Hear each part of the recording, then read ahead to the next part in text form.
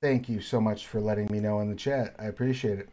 Um, so as I was saying, we have this beautiful, wonderful crew of folk here that I'm going to make sure they can all introduce themselves momentarily. Um, and we'll start things off as I always do when we have the privilege of having them present with Mother Manticora. Please, Jess, give us all of your pertinent details. Tell us who you are, what you do, who you're playing, your pronouns, their pronouns, and anything you would like to promote. Thank you. I'm Jess, like Travis said, Mother Manticora. My pronouns are they, them. Today I am playing a Manticora, obviously, because that's the one thing that I do when I play Scarred Lands. A Prodigalist from Dead Man's Arrest, which is a wizard. Their pronouns are she, they, and their name is Laria. I am a podcaster, editor, writer. You can find most of my stuff on my website, writejess.com, WRITEJESS. I podcast with the D20 Dames, which is a family-friendly, all-femme podcast. And my most recent title that I am super excited about is I got to work on Journeys from the Radiant Citadel, which is coming out this month or next month from D&D. And it is an awesome, awesome book with like a primarily POC creative team and everything like that. So definitely check it out when it comes out. Yeah, I think that's everything. That is awesome. And congratulations on that, by the way. Thank It looks you. like a very, very fun book, and I cannot wait to check out your work in it. It is.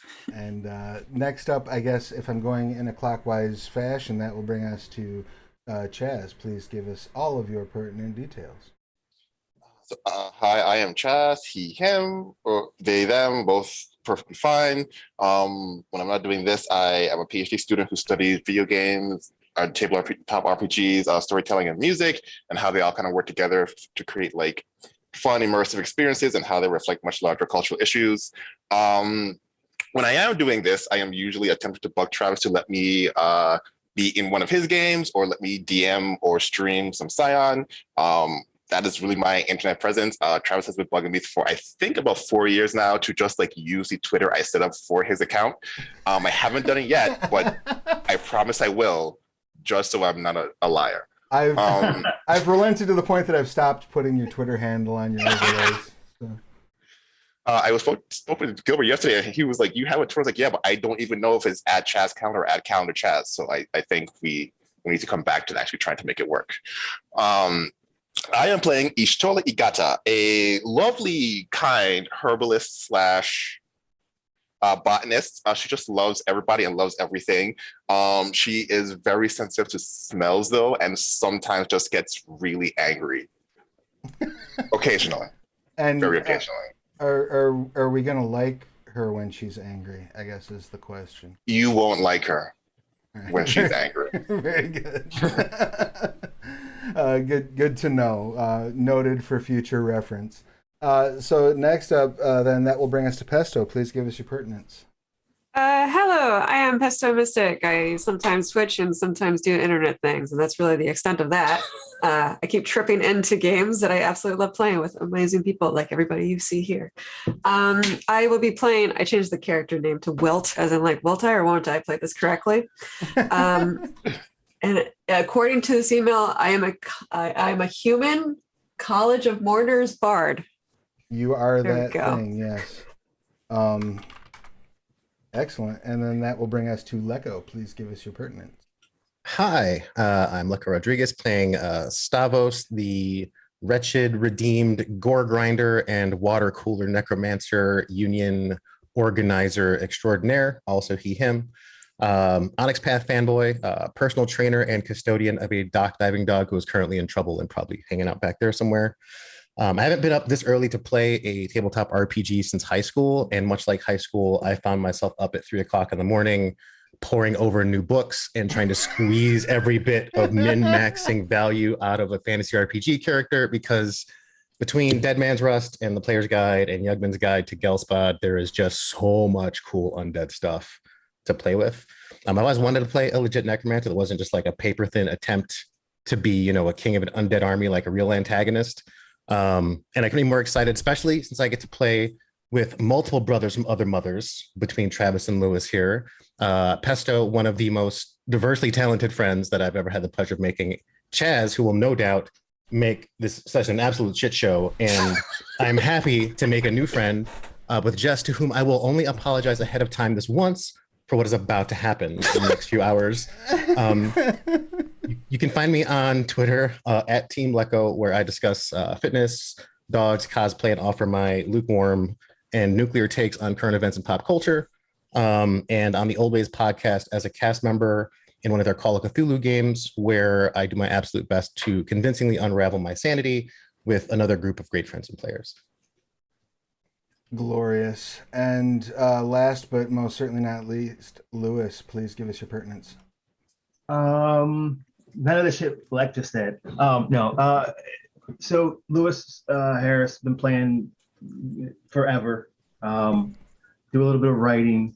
My day job is I'm a video game narrative designer. Currently working on Diablo 4 right now. Before that, I taught university. I taught video game design and development at Columbia. Before that, I designed video games more. So this is kind of what I do. And like I haven't been up this early to do anything besides eat in a pretty long time. So this is kind of awesome. I am playing what did I character? Zarek. Again, another necromancer, except for a necromancer who doesn't really dig the whole undead thing. So more of a necromancer who likes to make sure that this shit stays in check, right? Like people running around in this party already. I already know there's gonna be some conversations about the proper use of necromantic energy. That's gonna happen. So we're about to get down. If you have time while running to have those conversations, you will be able to do so. Right and they're Broadreach elf of the Fruitbat clan, correct? Which are yes, all practice. Well, many of them practice necromancy, and in that similar, like as a protective, restorative, preventative measure, more than like watch me raise an army of the undead. So you know who I'm looking at, like on the camera right now. Like, just like seriously.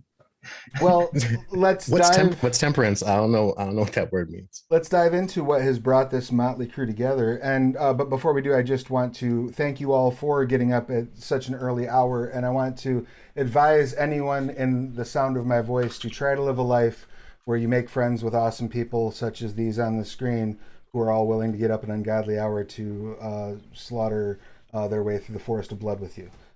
So thank you all for being here so much. It means the world to me. So getting into why is this crew has been assembled, in recent weeks, a plague has begun to spread throughout central Gelspad. A group of emissaries from the Golden City and the Gleaming Valley came to the Hornsaw Forest to try to establish some political alliances and offer aid to the Broadreach elves. While there, they began to suffer a magical curse that has been resistant to all types of healing, which is now being referred to as Legionnaire's Rust. The Hell Legionnaires are the people that come from that region, and they're basically souls that are mystically bound into suits of armor. And so when they contract this disease, which is something that Hell Legionnaires can normally get a little ill, but they're normally not very susceptible to disease, this is wasting them away. And no clerics have been able to reverse it. No healing seems to last long term on it. They can stave off its effects, but they can't cure it. So they've been looking very hard for a cure. A group of adventurers managed to put together enough pieces of the puzzle to realize that the origin of this disease comes from the necromancer's city of Glividatel, placed atop the Mesa Caridae in a virtually impenetrable fortress that can only be accessed by either teleportation, flying in, a single lift that is operated by the necromancers, or by traversing a massive subterranean maze through a mile of mesa that is filled entirely to the brim with undead who are uncontrolled. No. Now, that has only been successfully traversed once in the history of Lividatel, when the Broadreach dwarves were liberated from their capture by the necromancers of Lividatel. And the reason they were able to do it was because they were guided by the spirits of the Hornsaw Unicorn Elves. The Unicorn Clan Elves were destroyed to the last in an attempt to cleanse the Hornsaw Forest from its taint. But they have lingered on as spirits, and their spirits are capable of acting as a buffer against the undead, pushing back, kind of turning, or one might say rebuking the undead. A group of adventurers has bravely volunteered to go into Glividatel, attempt to break into the sanctum of Lucian Bane, the Grey Messiah, and steal his ritual notes, if they can rouse the aid of the Clan Unicorn ghosts in order to get in. Doing so requires 3 artifacts. One is the alicorn of a unicorn, the last living unicorn in the Hornsaw Forest. The second is the heart of a woodwrack dragon, the woodwrack dragon that lives in the southern Hornsaw, and was created by the sort of ritual that the Broadreach elves used to try to create the Hornsaw Forest. The third is a spear of pure slayer, this sort of mystical metal that was used in the fight that killed the Titan Mormo, the fight that caused the taint in the Hornsaw Forest itself. It was stabbed into Mormo, went through her into a tree, where it sat undisturbed for the last 150 years. Was that a spear of pure slayer? Like No, not Slayer. like Slayer, like Slayer, Okay. Slare. Oh, okay. Yes. And so the spear, however, so there's a group of the Broadreach elves that are sort of acting as, you might say, kind of the coordinators of this effort. Everybody wants this disease gone. Nobody wants to see the Hollow Legionnaires fall, and nobody wants to see Glividatel get anything they want. So there's kind of been everybody's pitching in. There's a community effort to get rid of this. So the Horse Clan elves have been distributing adventurers to go handle various things. A group has been sent to retrieve the alicorn. A group has been sent to retrieve the woodwrack dragon's heart.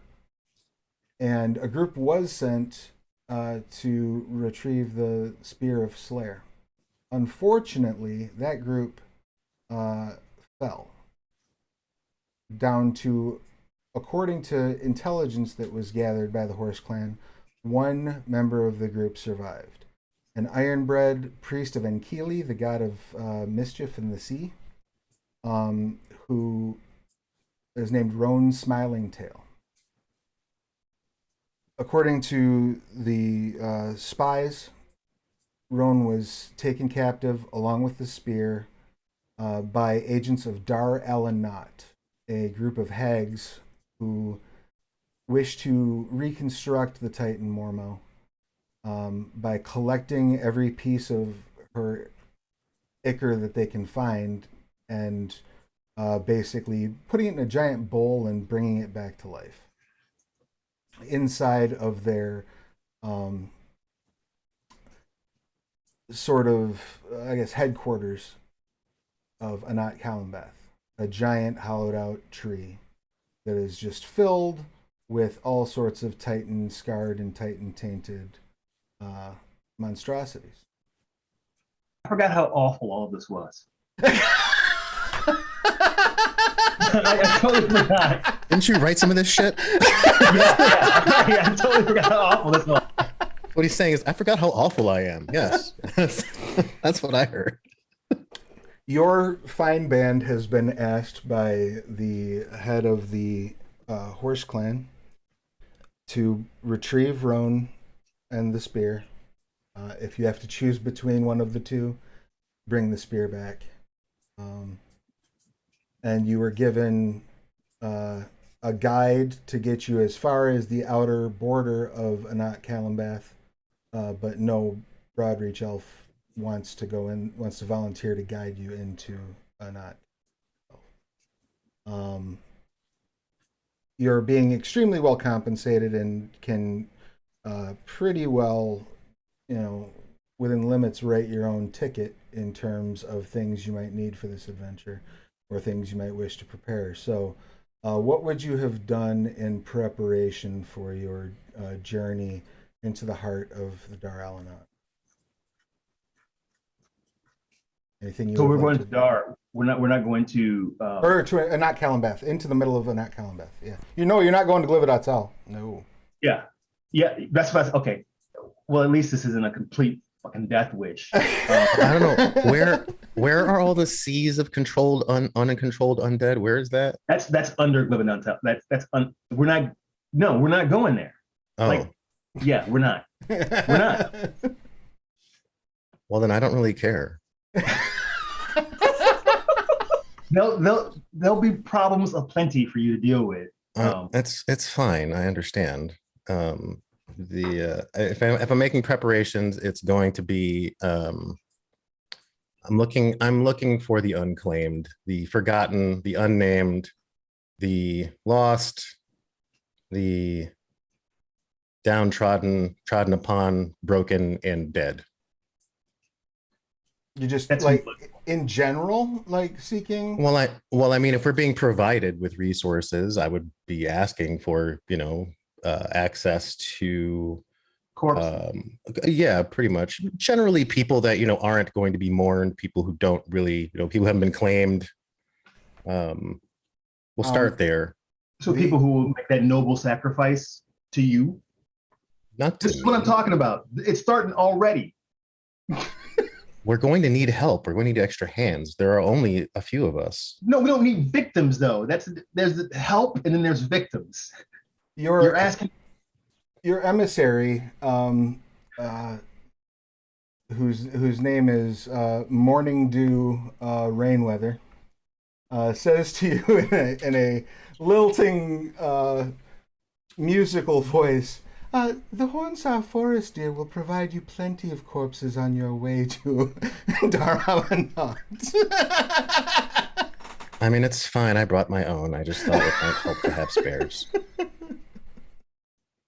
They do not call it the Forest of Blood for nothing. I'm certain you will pass plenty of unattended dead.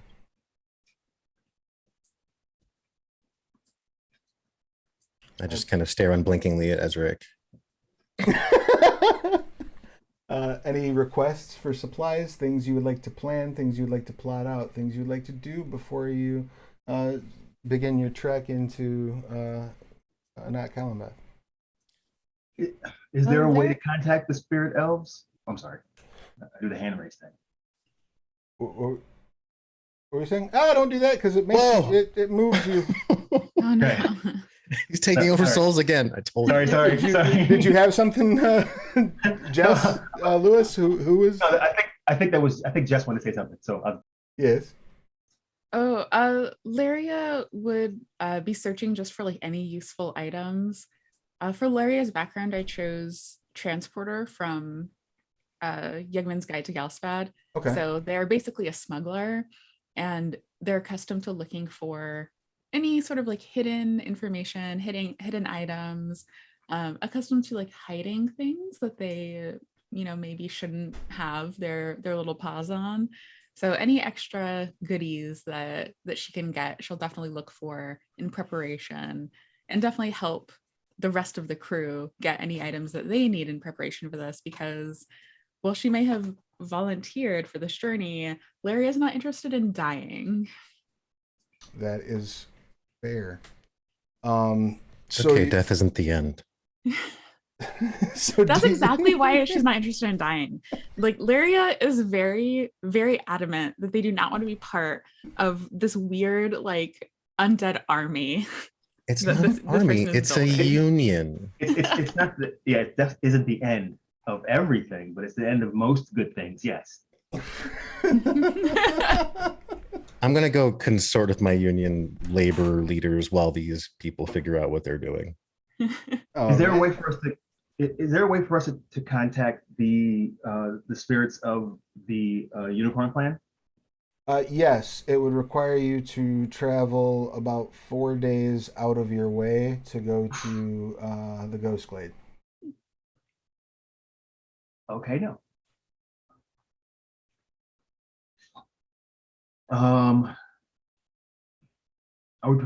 But we're not provided any kind of guide. We're provided with a guide up to the borders, right? They will get you to the tree, Right. and then it's your ass. And no one has mapped this at all, like ever. The inside of Anat Columbeth? Yeah. No one has ever lived to tell what's inside of it. Everyone that's ever entered it has either been a servant of Mormo or dead.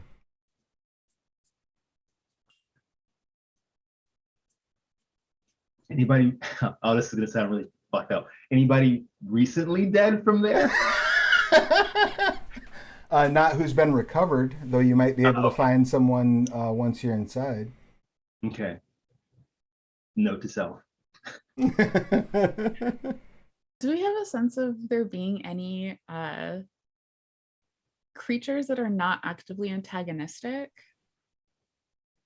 In Anat Columbeth? Yeah. No. As far as your understanding of it is that Anat Columbeth is the apex of Mormo's taint. No, there are a number of factions throughout the Hornsaw Forest that have been trying to collect pieces of Mormo. It's kind of an ongoing thing. One faction, for example, wants to stitch her back together and raise her as an undead titan. Another faction seeks to resurrect her through more standard magics, I guess one might say. Bring her to a greater semblance of life. But no faction has assembled a fraction of the ichor that Darl and I have. And therefore the entire region. It's basically a mile-wide serpent hole. It's just a huge, Titan's tainted, horrible place. Great.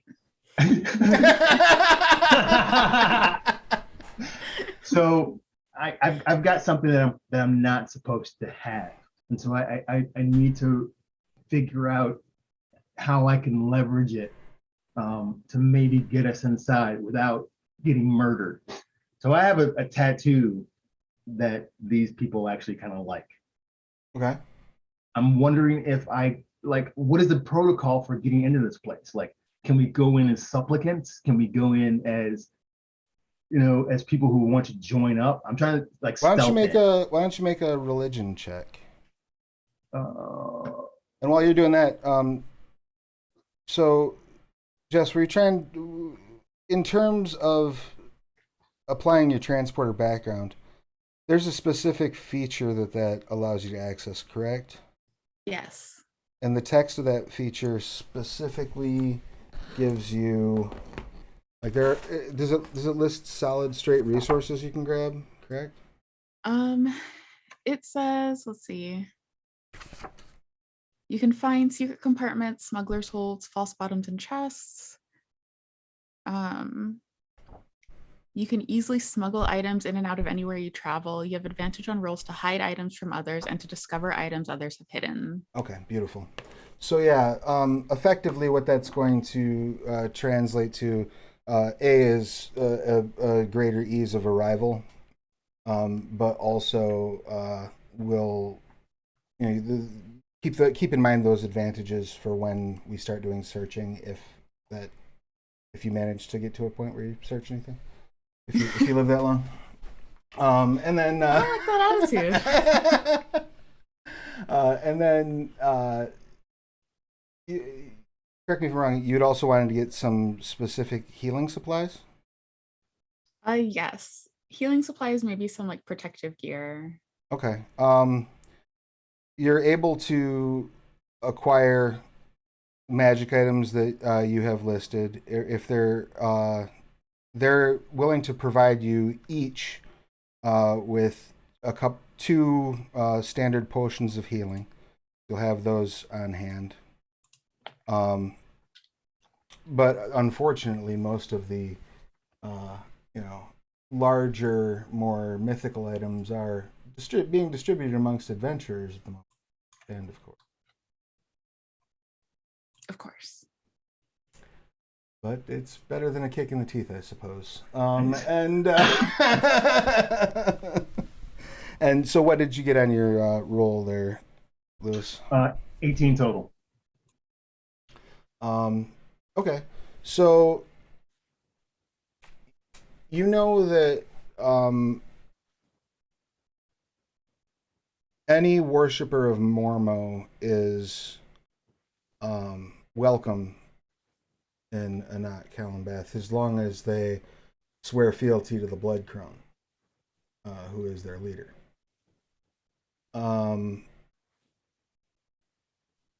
What you don't know is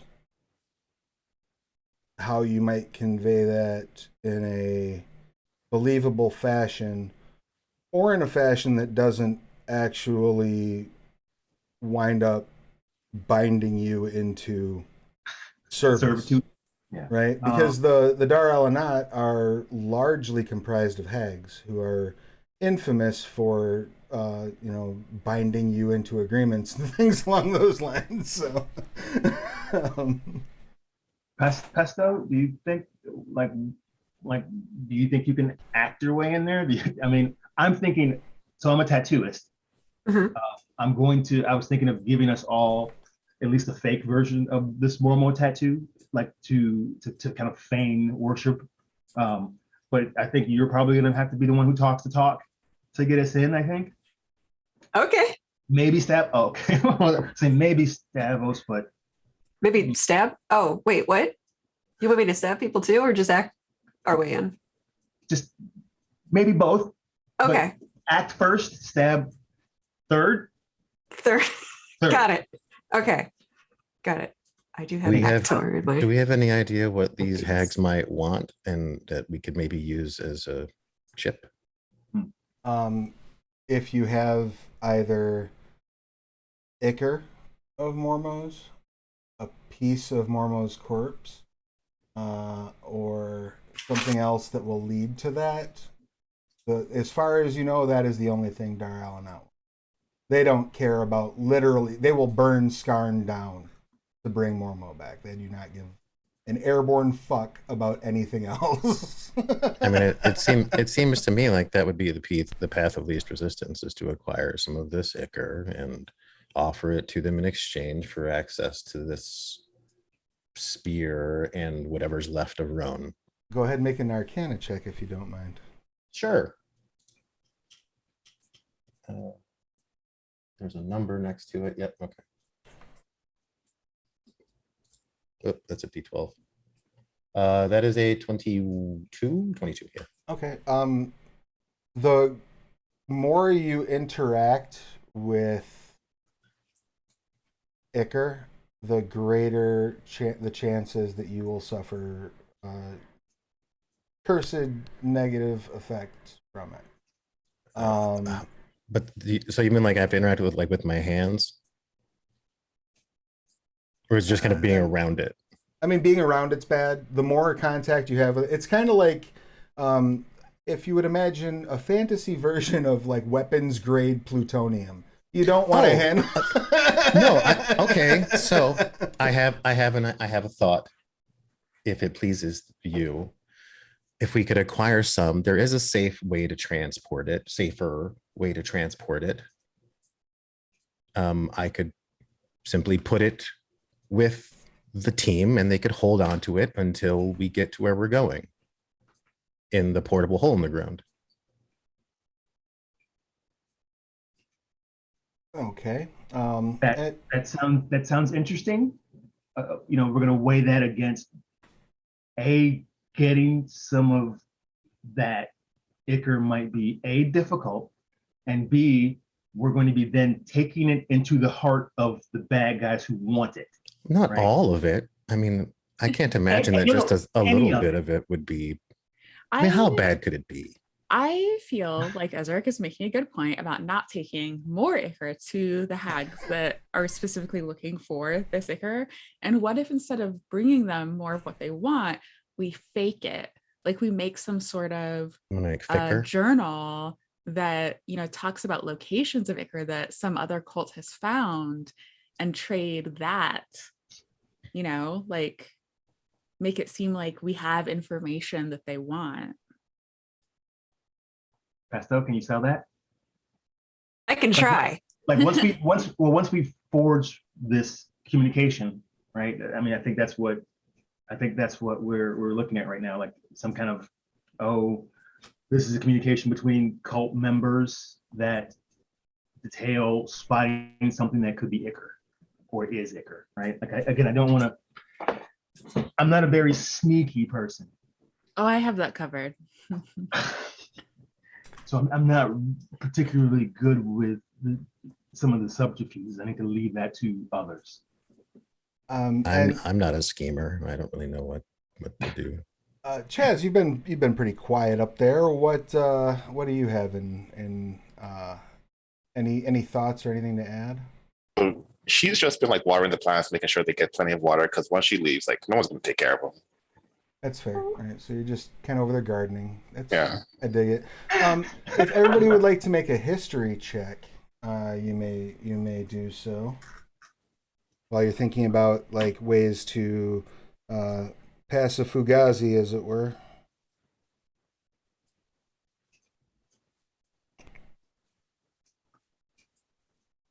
$19. Me too. Okay. I rolled a 20 on that one, so credit on that bad boy. 3 people got natural 20s. Jesus. Yeah, Everybody knows. Everybody knows. Right, everybody's like, Collectively. You all remember there was a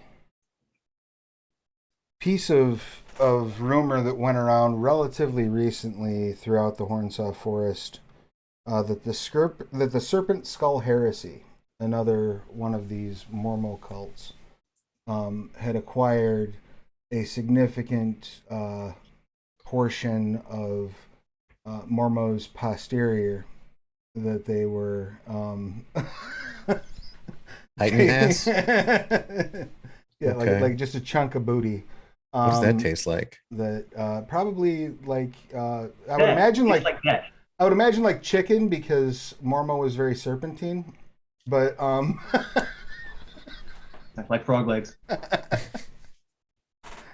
But I digress. There's a bit of Titan thick in the hands of the Serpent Skull Heresy. So if you wanted to,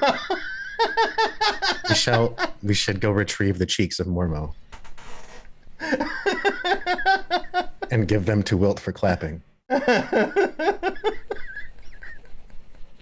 We can construct drums from them and lead our corpses and our armies, our union into battle. Nice.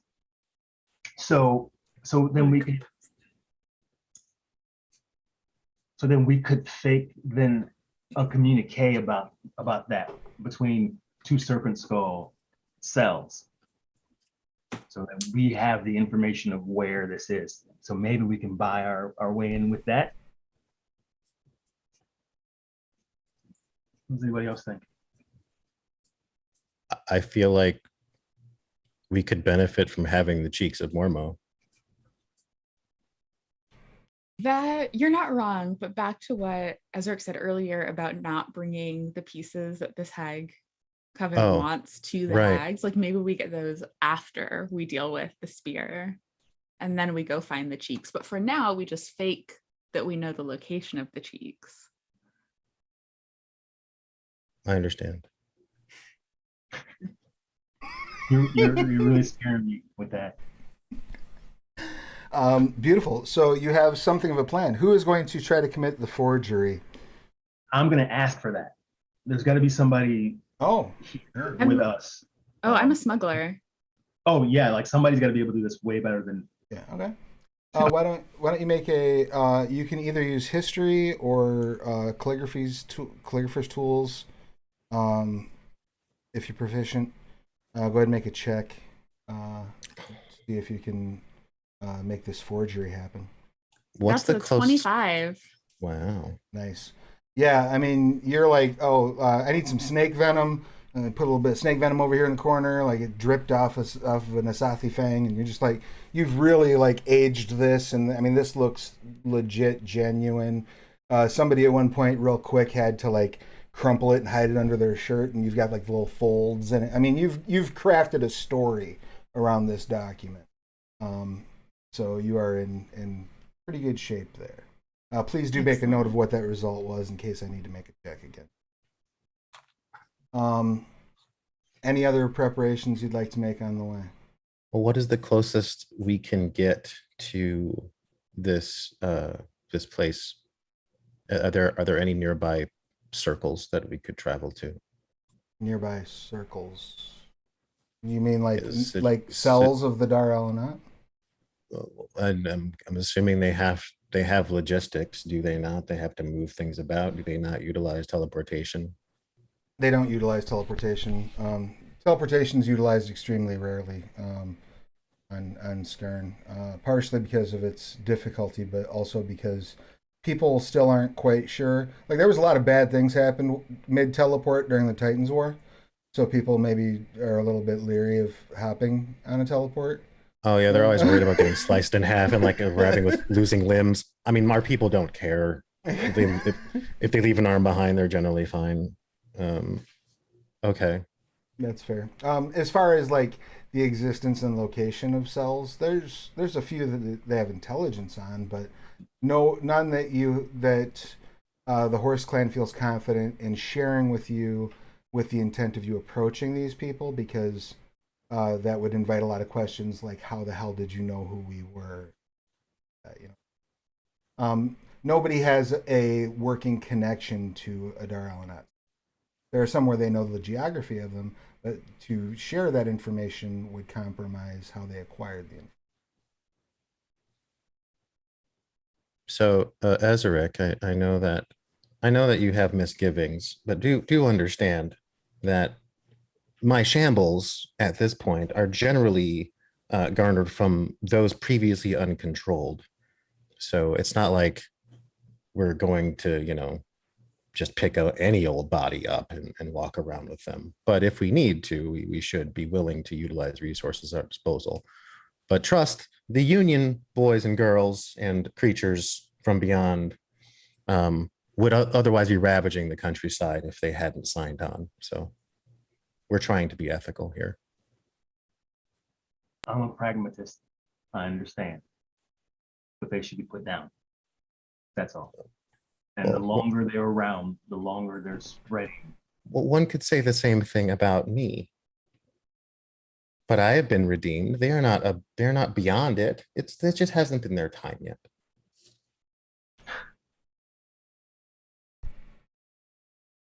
And if you die, they become uncontrolled again, yes? I've already thought of that. That's my argument. Well, if I die, one of them can control me, and then we can kind of perpetuate the cycle. It's fine. That doesn't reassure me in any fashion. but thank you. You just have to trust that they've been at least as thoroughly educated as I have been in matters as such. I highly doubt that. You should meet George. He's great. He's a quick learner. I'm gonna go fetch George. You could not. You've got plenty of time to work out Well, he's definitely coming. He's definitely coming with The us. cognitive power of George, the cognitive and moral standings of your typical undead. But anyway, I digress. We need to get this forgery. Should I apply the tattoos? I think that might help us sell our. I can make relatively temporary tattoos, yeah, Travis? Like that will wear off like in a couple of months. I mean, you could draw them on like makeup if you wanted to. Short of that, no, you can nail some tattoos into people, or you can, you can. Trying to figure out how to make it with like temporary ink, because I don't necessarily want to permanently mar these people. So it would be a disguise thing, but I don't want something that's going to rub off.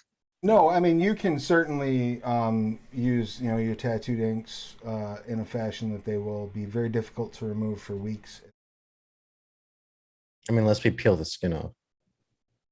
Which is something we want to do. That's how I was going to take it off when we were done. I don't. Why am I talking to you? You just said you were a pragmatist. If you're going to be pragmatic, I mean, don't hem and haw about it. Wow. I'll take one of those tattoos. You can put So it who's wherever you like. first? So you're first. Excellent. Let me get warmed up on you. Go ahead and make an intelligence check with your proficiency bonus for the tattooist supplies. Could you place it just above my tailbone?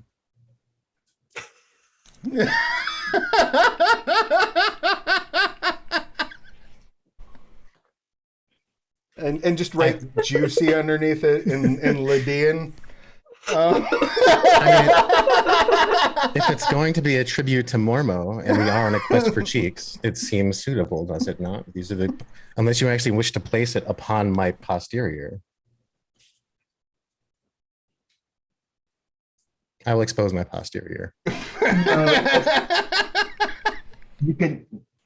No, that's fine. The skin isn't appropriate there. It should be on your forearm. I mean, all my skin's kind of the same, kind of leathery, rotten. Yeah, I was gonna say, how much skin do you have? You're a marrow feaster, right? I'm a little juicy. That's why I'm saying, like, you gotta find a spot where there's enough, right? Because I scrub pretty clean, like I exfoliate regularly, so the chunks that are there are pretty smooth. Yeah, like you go to tattoo the forearm, and like there's like just from like elbow to about here is just bone. Yeah, and then sort of shredded, hanging, dangly bits of flesh, but enough to hold the tattoo. So you got a 17. Nice. So yeah, that was without any bonuses. All right, so add your proficiency bonus to that, so that Yep. becomes 22. Yep. I'll borrow some skin from George. Make a note 21. that was the result that you got, 21. And I won't make you make individual rolls for each tattoo. Anybody who wants one is welcome to take one. Anybody who does not is welcome to refuse. Any other preparatory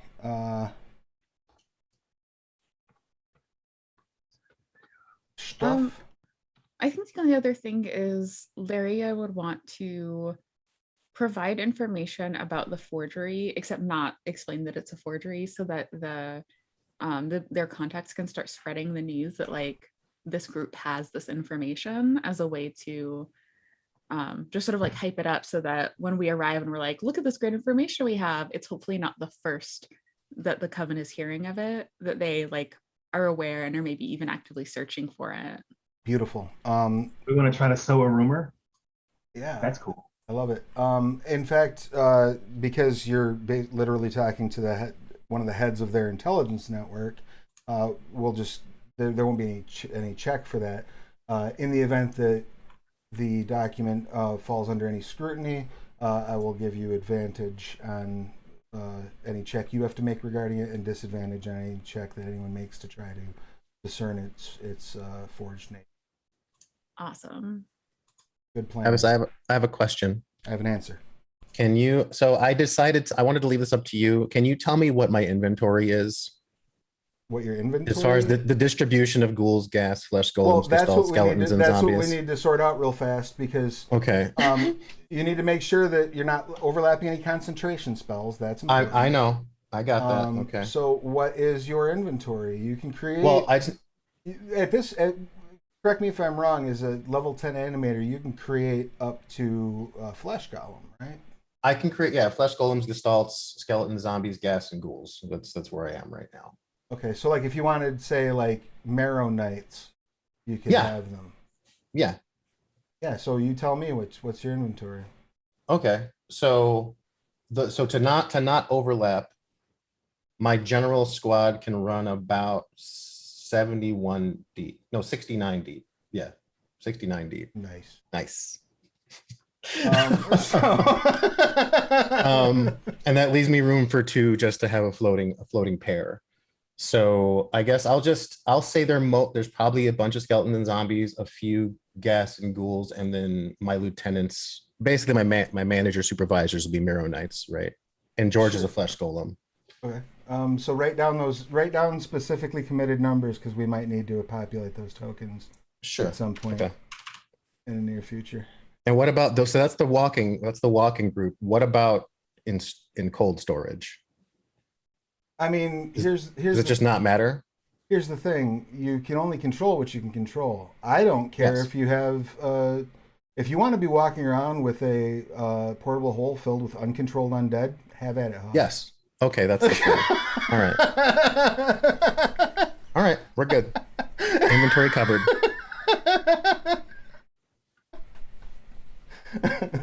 We just we let them out. The fuck I'm talking about? We let them out in half dozens. Beautiful. All right. Are you informing everyone that you're carrying a portable hole full of undead, or? I mean, I mentioned that I have a portable hole on the ground. Don't mention it. Like, just meta. Don't fucking mention that. So just so that I'm 100% clear, you're planning on marching with this army of undead. They're not an army; they're a union. But yes, like they're just part of they're part of my entourage.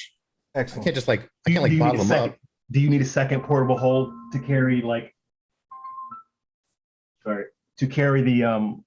the actual controlled ones? No, Or they can just go in the other one if they need to, because they can control the other ones if they have the crown on. So it's fine. I don't want them to fight inside the bag, right? Like, I won't fight each other. I'll be fine. They're all undead. They just kind of bump into each other like undead do. You just don't throw anything living in there. It's fine. Okay. Like a rabbit. Any other last minute acquisitions or actions? I'm good. And just so that I'm clear on this, what are the familiars that our prodigalist is traveling with?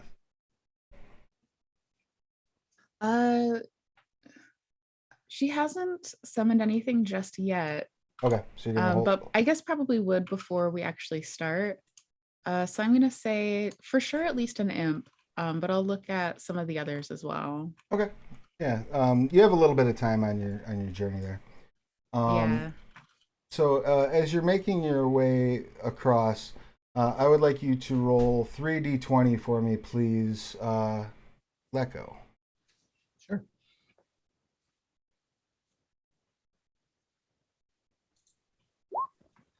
$13, 3, and a 9. Excellent. 25 of your undead become unfortunate casualties of just existing in the Hornsaw Forest on the way there. You have a remarkably uneventful journey through the Hornsaw Forest. You managed to avoid any major bad encounters, but you run into enough that your army does get whittled down a little bit. You also do realize about halfway through that Blood Reapers tend to like undead to snack on. Okay. So they're kind of acting a little bit like bait for Blood Reapers, which is a bit of a concern because it's bringing a lot of Blood Reapers toward you as you're moving through the Hornsaw Forest. Oh, well, if that's the case, I mean, if I'd known that there were natural predators of undead, I probably would have, I mean, after we lose the 25, we will reorganize. We'll call a quorum. Okay. Fellas, we're going to need to park it for a little while. So I need you to go on break. We're going to go on a slight reprieve as we're whittling down. So point of order. While you're inside, go ahead, snack on your former friends. We salute them. And I'll be in touch shortly. George, if you will usher, please. This way. Oh, you're insane. So you're That's what you parking say. the rest of them inside of the portable hole to Yeah, let's preserve be their let's be me and George. Yeah. numbers. You're a lot less wafty, so that stops. I'm undead. I can't really do anything about that. Right, Though but I you're smell not. I smell lovely. Right, you're not a rotting corpse that's that's only ambulatory due to magic that is creating a huge scent bubble by having massive Sure. numbers. So Sure. that does stop drawing one of the greatest predators of the Hornsaw Forest toward you as you're moving along. If no one has any grand objections, then we will go ahead and move over to the outskirts of Anat Kalambeth, where you arrive. The guide basically points at this giant hollowed out tree in the distance and says, "Good luck," and takes off. As you're approaching, I think I put you up a little too.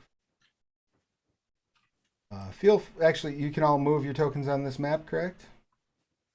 I apologize to the audience who's watching at home. We just didn't have real estate for the map, and this is really only here so that they can get a basic idea of what they're looking. Feel free to set yourselves up in your marching order. I only see a black disappeared. square. Yeah, I see a black square also.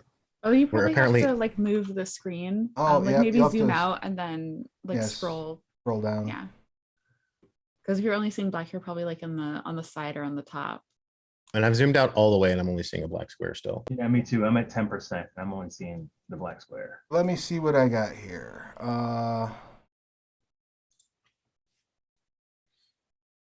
Give me a half a second to make sure that. Aha! Insane. I'm making the best of a bad situation. You try being undead. Oh, I know why you can't see anything. Because you're undead. Because it's night. Nice. Ah, like, because it's dark as fuck. Would any of you be carrying a torch at night? Not on purpose. Like, Yes. I have some sort of magic light thing that I'll look up in a minute because I just got deep into. Sorry, I built the Prodigalist subclass into D&D Beyond, and I didn't fully realize how many options I have for things that I could use as my familiar, and I just went so deep in it. I might be here for a minute, but yes, I have a light source of some sort. All right, excellent. We'll just toss a torch out there for the moment. How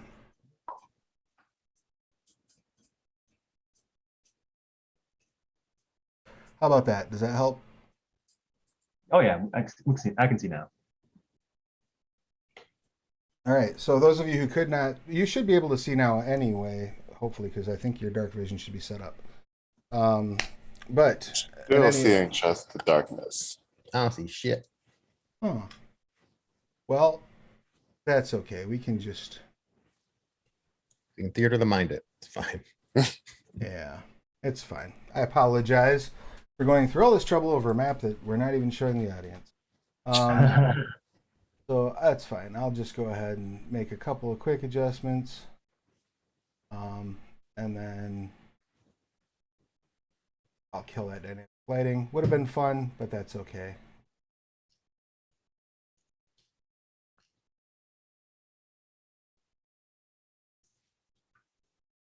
While I'm doing that, you arrive outside and you see like this massive tree. The ground is kind of perpetually shifting in the sense that you can clearly see there are so many snakes writhing beneath the earth here that it's like pushing on the grass and the ground itself. And as you're approaching, you can all see the map now, right? Better? Beautiful. Yeah. As you're approaching, you see there are 3 corpses tied to stakes out in front of what you were told is the entrance Tunat Kalimbath. It's this large sort of root network coming out of the tree that has basically a sizable hole, big enough for probably a large or maybe even huge creature to move into. And you see these 3 corpses tied to stakes. They do not look terribly fresh.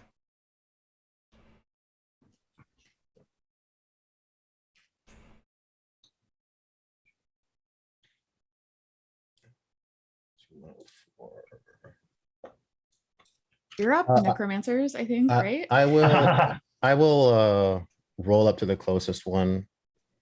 And I would like to cast Deadman's Eyes. As you walk up to it and begin to prepare your spell, it looks up at you. Oh, that was easy. Hello. You gotta help me. You're not dead, are you? Are you dead? I'll sniff it. Do you have any way of detecting undead naturally? Can you do it without a spell? Can I? No, it's pulse. That would be one way. Oh, is it breathing? Go ahead and give me a perception check. I mean, I do have Hunger the Necrophage, so I feel like I know if something's been dead for like a little bit. Oh yes, absolutely. Yeah. I will allow it. No, this is not food. Oh, so it's alive. No, it's been. It's been dead for a while. Yeah. Oh. This is Okay. bad food. I'll put it that way. This is rotten food. We got a dead one. What? Wait, aren't they all? What? You're dead. Well, undead. No.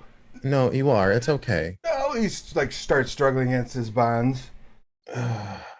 Please be quiet. I would like to. I'll compel him to shut the hell up. Using my what do you call it? Rebuke. No, I don't want to repeat. He's having a bad time. No, I'll just use Undying Loyalty because I'm assuming he's a pud.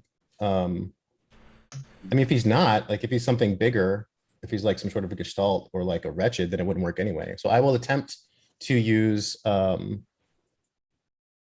guess it's a technically rebuke with the custodian thing, but I'm not trying to scare him. I'm trying to calm him. Sure. What's the save he needs to make for It that? is a wisdom save versus spell save DC, which for me is 17. That would be a 7. Shh. Okay. Okay. Okay. What happened? I made a mistake. I led interlopers here by accident. And they posted me out here to die, and I thought I didn't die yet. You see what I mean? I got kids. Oh. Depends on how long. Maybe you don't. Just saying. Well, I come. What is your name? My name is Bove. Both. Well, I can get you down from there. And you can move along or try to make your way through the forest and eventually be eaten by things, or you can come with us. Come with you to what? Wherever we go.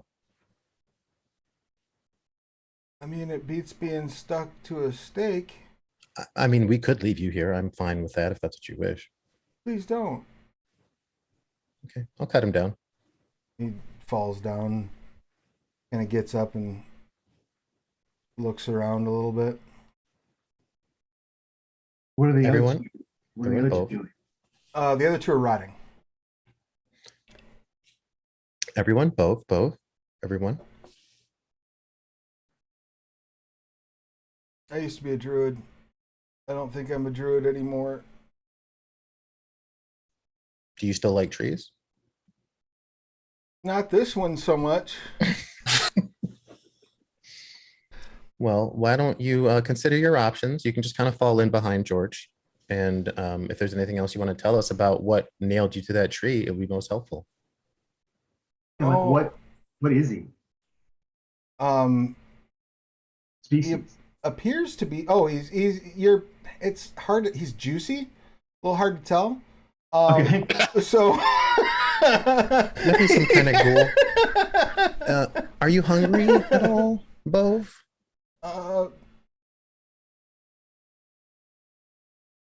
Yes. If you had to choose, He so I'm going looks- to point at the group. You're like, if you had to choose, which one of them would you really just want to eat? Why are you encouraging this? I'm not He's not going to eat. You're not going to eat anybody. But if you had to pick, The I mean, it's good to elves- know. You see his eyes kind of almost glaze over. Mhm. He says, "The elves live so long, okay. so many sensations." Are you serious? I would like, I would like you both, anybody who wishes to, but definitely the two necromancers, to give me an Arcana check, if you don't mind. Sure.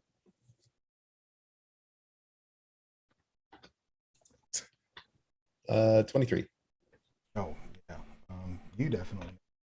Uh,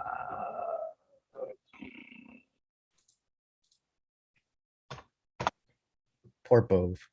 26. Yeah. So you're both reasonably certain that this is a memory eater. Ooh, how unique. They often don't know they're undead, and will consume the flesh of others, but in doing so, retain their experiences, gain their skills. He's a lot. Sometimes He's a lot like me. they're almost like proto wretched. I'm gonna go through my bag and I'm gonna find a nice chunk of brain, and I will offer it to him. Oh, Here. thanks. I've been starving. It's It's okay. I'll pat him on the shoulder. You start. okay. I would like everyone to go ahead and give me a perception check, please. What, to not vomit? Okay. This is how I maintain my composure. Helps to have brains. Okay. It's like perception. 24. Can. Excellent. Beautiful. 11. All right. So, I think it would just be, Jess, you hear the faintest echoes of chanting. What languages do you speak?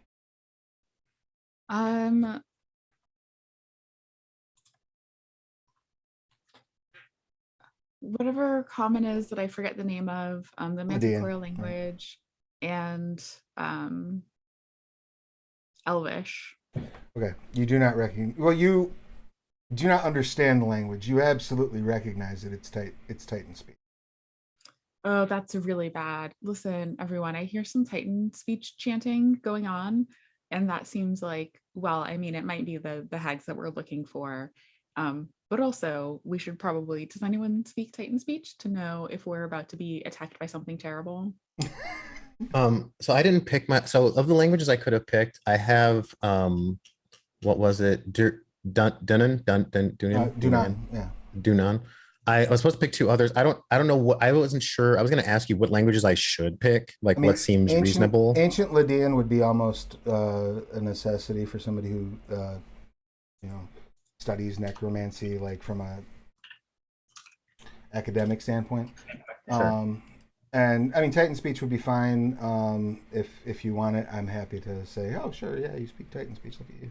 I don't know if I have a reason to. Like, I don't know I mean, languages I should have. People who are expecting to get into fights with Titan spawn learn Titan speech. Okay. People who hunt Titan spawn learn Titan speech.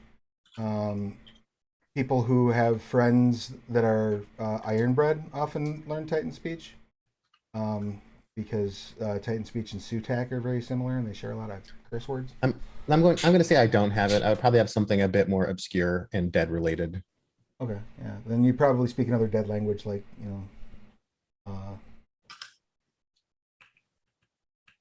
uh, something from Termana or something like Termanan. You probably speak ancient Termanan. Okay. Okay. In that case, yeah, none of you can make out what they're saying. And now that it's been pointed out, you can tell that that sound seems to be emanating from, like, echoing from this hole in the tree root. How long does, just off the top of your head, how long does languages last? No idea. But it should be, the duration should be in the spell if you click on the description. Yeah, I gotta find it. Because we probably should know what the fuck we're about to get killed by. Spells.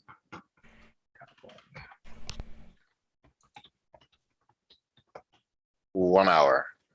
1 hour? Is it an hour? All right. Yeah, I'm it's gonna an hour. I'm gonna crank that off. All right. You pop a comprehend languages spell. The chant seems to be a call and response. We bless these traders in the Mother of Serpents' name. We hold these traders in the Mother of Serpents' name. We sacrifice these traders in the name of the Mother of Serpents' name. Let their ashes feed the pool. Grind Where their... is What's that? where is this coming from? Like, can you Like, it's can you paint it's echoing from this hole. Yeah, there's a big tree, right? Right. Big tree. Yep, it's echoing from that hole. Okay. That's unfortunate. Someone's home. Does So that mean we want to put out a fire, like prevent a fire from happening if they're trying to burn people for an offering? I don't know if they're burning them. I can't quite hear. So when we got our reconnaissance report of this, do we have any idea about the numbers here? The number of All intelligence leads to believe that there are hundreds of members of the Dar el-Anat. However many are there at any given moment, none can say. Nobody gets close enough to this place to watch the movements going in it. Aren't we supposed to, I thought y'all wanted to talk to them so that you could. Yes. Laria's gonna send in one of her familiars to go check out the situation. Because they Wait. said something about ashes, so she's gonna hope that means that they're doing something with fire and send her fire snake. Excellent. Your fire snake slithers out and moves into the tunnel. Do you have any way of seeing through the fire snake's eyes, and are you using that at this point? Yes, I can. Oh gosh. I'm pretty sure I do. I've got something with I've got so many. I've got like animal friendship and animal talking to animals and freaking absolutely everything. Does find familiar itself allow you to? Because I think all of your features are built off of find familiar. Yeah, they I think are. if you concentrate, you become sense deaf to everything around you, but you get to see and hear through. But if it's within 100 feet, you can communicate with it telepathically. Additionally, you can see through your familiar's eyes and ears and what it hears until the start of your next turn. So yeah. Yeah. All right. Using So any senses. are you going to write its senses going in, or are you going to just wait for it to report? I will. So I can communicate with it telepathically and then write its senses. So I'll just keep telepathic communication until it gets into place. All right. It takes off. Goodbye, little one. Does it have a name?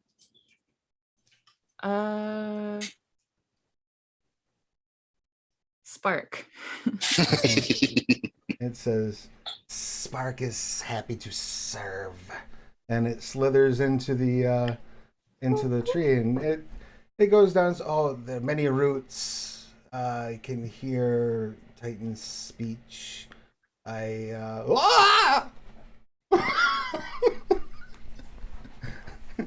just happened? I am wrapped up in. I am held fast. What's the strength on that? fire snake. It's a 12 or a +1. Why don't you go ahead and give me a just a strength check for it?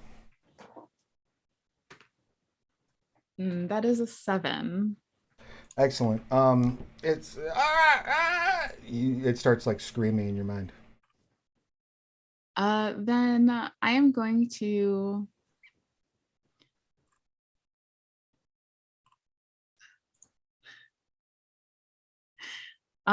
as part of my subclass, I can like cast spells through my familiar. You absolutely can. And so I am going to cast something. Is it caught by a creature or like a thing? So it seems to be in a state of a bit of panic. So you're gonna need to like take its senses to be able to tell that. Okay, I'll take its senses. Excellent.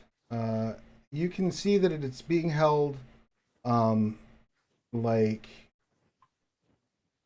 30 feet off the ground by what appears to be several vines. And these vines have gripped it in various areas and are all pulling it in different directions. So it's getting ready to sort of just get ripped to shreds pretty much. Have it go ahead and make a dexterity saving throw, please. Also, since these vines are touching this fire snake, and the fire snake, a creature that touches the snake or hits it with a melee attack takes 1d6 fire damage. Excellent. Go ahead and roll 2 rounds of fire damage as well. So that's 8 fire damage. Excellent. And then did you say dexterity saving throw? That is correct. That is a 16. Excellent. It wriggles loose after suffering.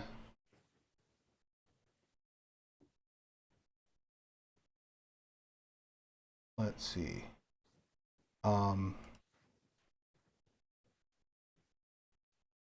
8 points of damage, bludgeoning damage. Yeah, when did Find Familiar get this spell? Is awesome now. Seriously, like, yeah, you can like blip it into a pocket dimension and like bring it back out. Like this thing is amazing. I also have resistance against bludgeoning damage. Oh, beautiful. Excellent. So it's weathering the storm pretty well, and what you can tell is it seems that the actual root network that this tree is made of has detected somehow that this was an interloper and grabbed Sparks and started just basically twisting it, giving it, oddly enough, a snake bite. That is extremely rude. And So- I don't like it.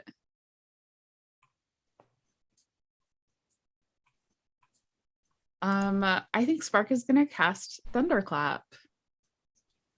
Excellent. What's going on? Like we're all out here like, what the fuck? What's going on? What happened? Well, we're gonna hear it in a second. Like her Right, eyes right, roll right. back in her head. So the vines need a Constitution saving throw. Excellent. And how far out is Thunderclap audible? 100 feet. Where's the kaboom? Yeah, you hear the kaboom. That's a Oh. 6 on the Constitution save. Then that's gonna be 11 thunder damage. Excellent. The vines, you blast the vines that are actually holding it, get blasted away, and it drops back to the ground. Excellent. The was a chanting fire. also stops. I thought it was a fire snake. It It is. is, but I can. I know, cast but I any just of- heard a loud thunderclap. I'm like, what the? I get Larry. I think is still writing it since this so can't hear you, but I can cast any of my spells through my familiars because of my subclass. So it basically right now this fire snake is a level 10 wizard. I need to get it familiar. So yeah, this fire snake is pretty badass right now. Can can Spark still like determine which direction the chanting was originally coming from, even now that it's stopped? Absolutely. It seems to have been originating from, if you can see where I'm pinging, this little Mhm. wall of To the left? brambles. Yep. Okay. But also you can hear different noises now, loud ones. Uh, more shouting. Again, it's in Titan speech. You can't make out the details through the snake of what's going on. Yes, comprehend language. Unless I cast what? Comprehend Comprehend. languages. Yeah, I can do that. Nice. Yeah, I'll cast comprehend languages to figure out what's going on. Excellent. You hear the ritual must not be interrupted. Go stop whatever that is. Bring me its head. More flesh for the ceremony. Oh, this is bad. What's bad? What's bad? Before Laria tries to like pop out, she's gonna cast blur on Sparky. Okay. So that any creature has disadvantage on attack rolls. Okay. In order to try to keep Sparky or Sparks a little bit safer. And Laria will pop out real quick and say, like, they're mad about me interrupting some sort of ritual, and they're about to try to kill my familiar. You should just come in here with me. We're all gonna run in. We should all run in right now and try to talk to these people. I mean, Right? it's possible Priorities to just attack us changed. and not listen. Priorities just changed.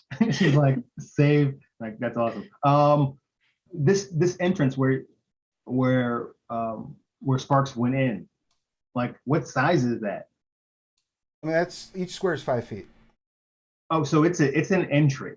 The door, yeah. Absolutely. It is a portal that you can pass through.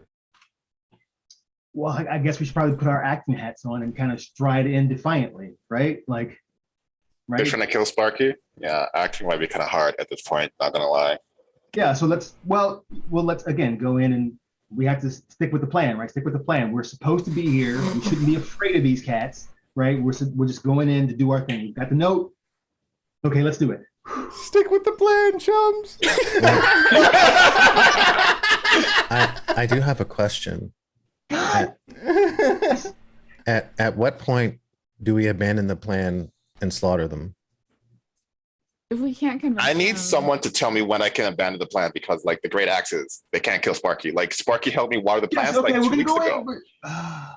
Oh, I'll wink when we should abandon the plan. Okay. Okay, so if you blink, it's time to Wink, blink. wink. Okay, so is that like when you blink twice or? You'll know. Okay, oh no. I'll definitely let you know when it's time to abandon the plan, because I am not about to risk Sparky. Okay. So when you We're blink, on the same okay, page here. I got you. Did anyone else hear the fact that actually, like, the person that we're coming to rescue is actually expendable? Right? Like, you Yeah. guys heard that, Yeah. right? Like, the spear is all that matters. Okay, just I this- know that. I know that the this sphere is- is all that matters, but also where I'm standing, my familiars also matter. Even if I can just resummon them like that, we're not going to talk about that part of it. We're going to talk about the fact that I'm not about to just like throw my familiars to be murdered by these hags. Like, I understand what you're saying, but I'm not just going to let my familiars die. I understand maybe entirely. maybe I don't need a familiar then. Sparky and I Tiny- have a connection. Tiny little snake lives are worth protecting. And you're about to feel something through that connection, real quick here, Don't say that, Travis. because as you are having your conversation, Were we walking and talking so that we could also be like, Yeah, were you I'm- walking? I assume I was walking. Yeah, like I was walking. Yeah. You strolling moved if not. Just Yeah, go ahead I and moved. place your. Can you move? Can you not move you? No. I'm pretty sure I'm still locked into, but What the heck, y'all? Road train does not like us. I don't know what the problem is with this. yeah, I still can't. That's okay though. It's whatever. All right, you're going in. And who's going in first? The great axe. Pesto is the one who's the actor. Oh yeah, is there a script? Because I'm not good at improv.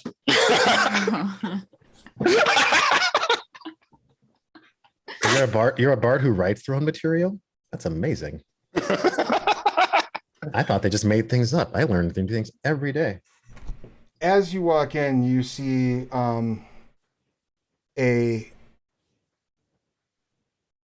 Slytherin dressed in like red robes covered in green serpents. And it looks just really mangy. There's, pieces of fur completely missing, poison kind of dripping down from his fangs. He's just going like this, and you can see like spiritual snakes reach out from behind where his hands are moving, going toward your familiar, like as you step into view. And so he's going to go ahead and make an attack against that familiar using his spiritual weapon. As we walk in, I'm going to deal 5 points of damage to myself. I'm going to reach into my hand and pull out my spectral hand and just kind of let it go. Okay. So that I can have my spectral hand handy. Your hand is handy. It misses horribly with the spiritual weapon.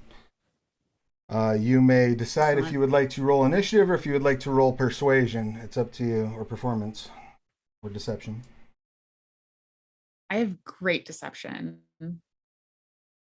I'm way in the back. I don't know what the fuck. It wasn't a great roll, but my modifier is enough that I got a dirty 20 on that deception roll. Excellent. And you would normally have advantage because of what you've seeded, but that will be canceled by the disadvantage of trying to talk somebody out of actively fighting. However, let's make a check here because they will have advantage on their charisma saving throw. I'm going to give them to resist this due to their dark devotion. Momo. Momo. So let's try that. That would be an 18, which is still not quite enough. So they pause and withdraw their spiritual weapon and say to you in what did you speak in when you said, "Hey, stop"?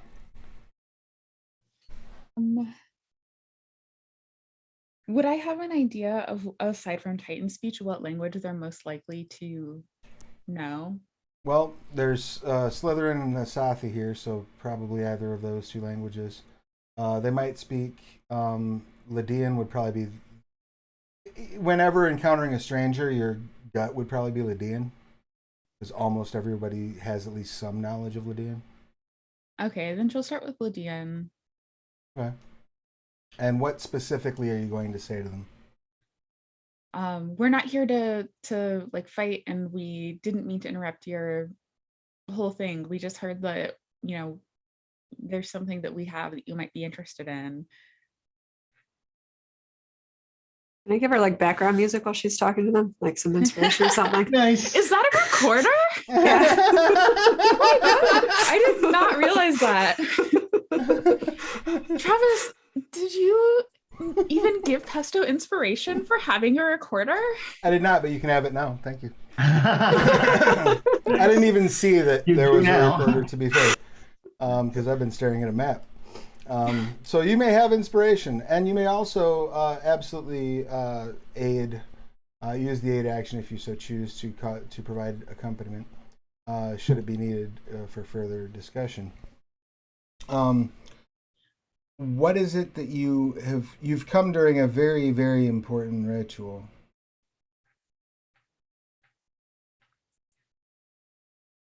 We were hoping to make a trade. We didn't mean to interrupt your ritual. Does anyone else want to talk? I was always told that I wasn't supposed to. Yeah, I didn't mean you. I meant, I think, specifically anyone but you, actually. If you're here to speak with the blood crone, we can escort you to a cell where you may wait until she is prepared to meet. What if we just wait right here, not in a cell? And sully our holy place. We could walk back out of the tree. Yes. Do so. That will take too much time. Lead us to yourselves. This way. Not that we're going to get there, but Yes. So the spectral hand is just kind of wandering around, being an innocuous spectral hand and getting a feel for the place. So I was just wondering, like, what are all these other? Are we talking to the blue thing? No, the blue thing No, that's the familiar. is the familiar. Oh, okay. The token that it's inside is the gallows vine, which goes back up into the ceiling once the Okay. conversation starts. These are all Asathi cultists, and then you have the Slytherin cult leader who walks you up to the cell. Are you going to attempt anything while they're walking you through this narrow hallway? The spectral hand is. I was going to ask which way we were going because the spectral hand was going to go down a different hallway. nice. Okay, give me a stealth roll, please. For the spectral hand. Yep. What are its stats? I have no idea. Give me your stealth roll. Oh, okay. Or sleight of hand. Ha! Bazing. That is a 15. That is sufficient. So which hallway? You notice this looks a lot like a hand. Which hallway would you like to... I mean, the middle finger, obviously. Well, which one are we getting led down? You're being led down the index finger. Then yeah, we'll start with the middle finger and work our way out from there. All right. But none of us but Ledra know that the screams were coming from behind this wall, right? Correct. Okay. And you have no way of gathering information from that spectral hand. Right. So the way the way it sounds, hold on, let me make sure I'm reading this right. I keep losing the page. Sorry. While he's looking for that, Larry is also going to send her imp familiar, disguised as a spider, to I guess the pinky finger. Excellent. And what is the imp going to do disguised as a spider while it's down that finger? Just look for anything that they can. The familiar version of the imp has like an automatic telepathic bond. Sure. Which I think is just the case for any familiar, but it's basically just going to try to like see what's down there. Because it would make sense if we're being led to the cells that's probably where Roan is. But we still need to find the spear. Absolutely. So even though it's probably where they were just chanting, she at least wants to try to sort of get the lay of the land, like I think Stavos is doing with the hand. So just like send her spider imp down the pinky finger to try to find anything that it can. Excellent. Anyone else sending anything else down any of the fingers? So the way it says the hand works, it says I use my extra control moving to 30 feet. It can manipulate an object, open a thing, and it says I can use it as if it were my own to deliver spells and whatever. So I was just, or things that have a range of touch. So I was kind of acting the impression that I can't see, but I can kind of feel my way around.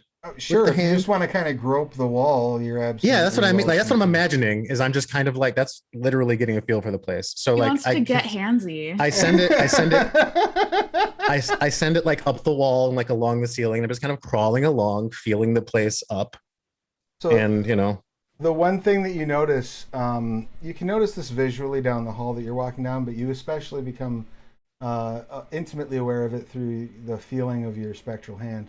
That all of these roots are slick particularly with a reddish hued ichor, you might say.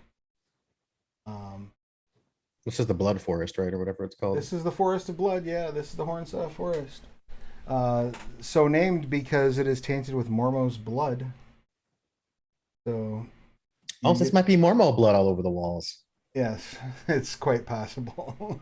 Oh, I'll make sure to get some of the spectral fingernails. Okay. The rest of you are. Oh, and give me a perception roll for your imp if you don't mind.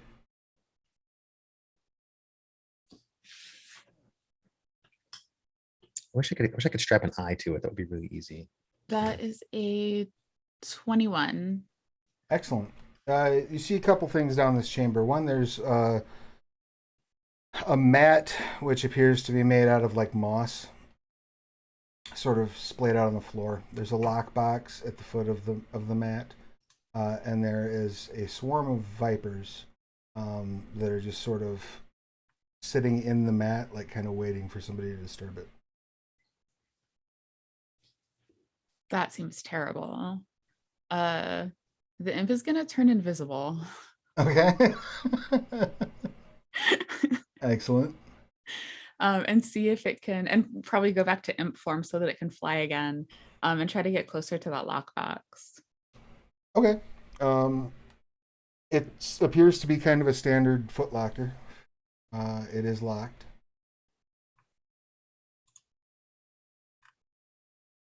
How heavy is it?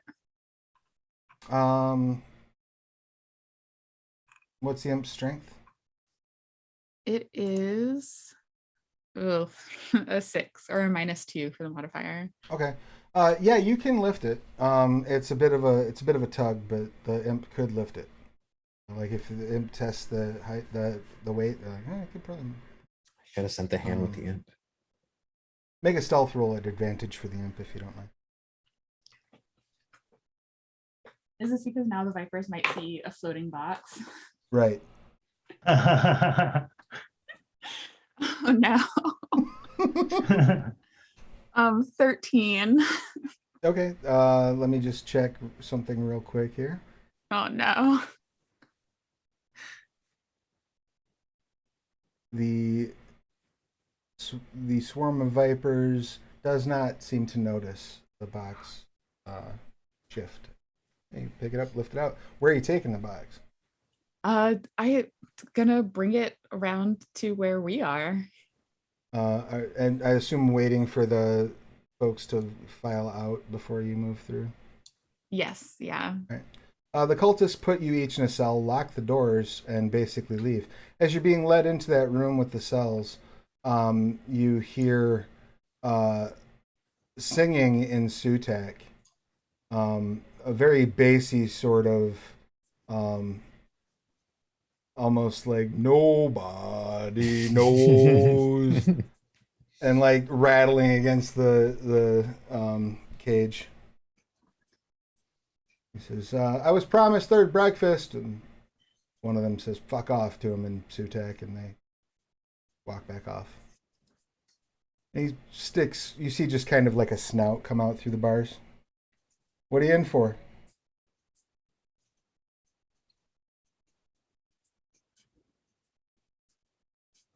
Can I talk yet? You're very muted. Yeah, you can talk then. Go ahead. Oh, voluntarily. What about you? Wrong place, wrong time. I was holding a spear. I swear it wasn't mine. But they weren't listening to that so much. And what were you saying, Lewis? What does Roan look like? Roan's an Ironbred. Yeah, this would be Roan. I would say Yeah, you would be Roan, right? I am Roan Smiling Tail, priest of Ankili, chief metallurgist of King Philip II of Shelzar, and I'm at your service. What can I do for you? That's a shame. Where's the spear? I think the blood crone has it. Yeah, not great. Not a good scenario. Nothing good comes from that. Huh. Thank you. For some reason, when they put everybody else in the Wicker Man, they left me and Maria over there. Maria, was that your name? It's Mina. You hear a elven woman's voice from across the hallway. Yeah, they left us. They didn't put us in the Wicker Man. Apparently, we're too good for burning. I don't know what the problem was, but So, yeah. so that ceremony is still going on. Oh yeah, yeah. You can, if you listen real close, you can sort of hear a little bit of. So I'm It's bunking it's with an old beat, but I'm bunking with Lyria currently, right? yes. Can we pick the locks on these cells and just get out? Do you have lockpicks? I have a mystery key. Oh, yeah. You can try it. Roll percentile. All right, that one might work. That's awesome. I almost got one of those. Are we not negotiating anymore? Well, there's nobody here to negotiate with right now. Yeah, Oh. and we like what if the ritual destroys the spear? Like, Oh, okay. So are we um, being stealthy in the way we get out, or are we just like ransacking? I was hoping for stealthy. I love because your they're- excitement. Well, I think we're just opening the doors now. I think right. So then I think we have to just figure out like, do we want to wait for them to come back and then escort us? Like, Well, are they coming back after the ritual? yeah, I don't know. That's what we have to decide. Like, do we want to move on this ritual thing right now, or do you want to stick to the plan Stick to the plan, chums. and let them lead us in a little bit further? I mean, Larry went through all the trouble of crafting that certificate. I feel like we should use it, right? I mean, I'd hate Yeah, for that's- such that's hard still the work to plan. go to waste.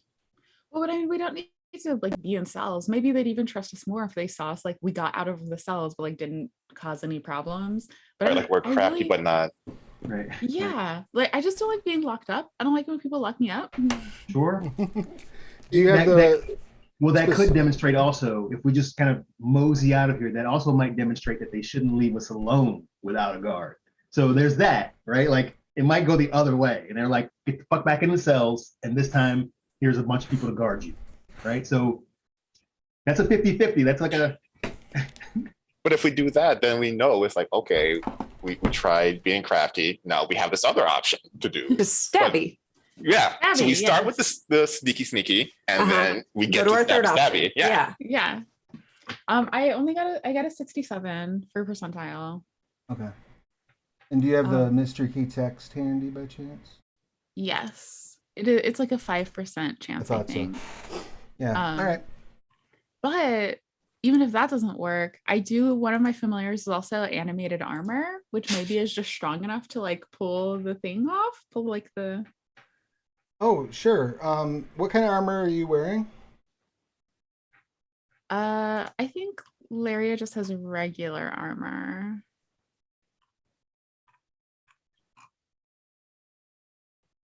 Cloak of protection. Okay. But otherwise, yeah. Oh, clothes of mending is a magical item. All right. um, So we're going to say, just for narrative purposes, that you've walked in here wearing a suit of armor over your clothing. Oh, that, yes. That now doffs itself, walks over, and grabs the door.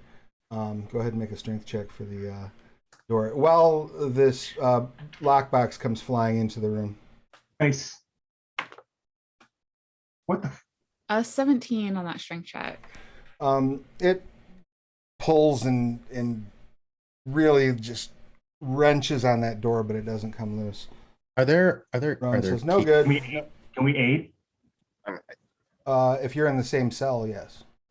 I don't know what cell I'm in. I mean, if Right. we really want to get, we're not. Are we concerned Oh. making noise? Yeah, because like I can. If we're not concerned with making noise, like I can do some things. Again, Yeah. breaking out of here might change the plan. Right. Did I move? I forgot to move you. That's why you don't know what cell you're in. I'm sorry, Jazz. Forgive my. Well, Uh, yeah, I was gonna ask you, like, Oh, you're I there. don't suppose there are keys out there in the hall. there are not keys that are visible in the hallway. No. Okay. They're key locked cells? They're like turnkey cells?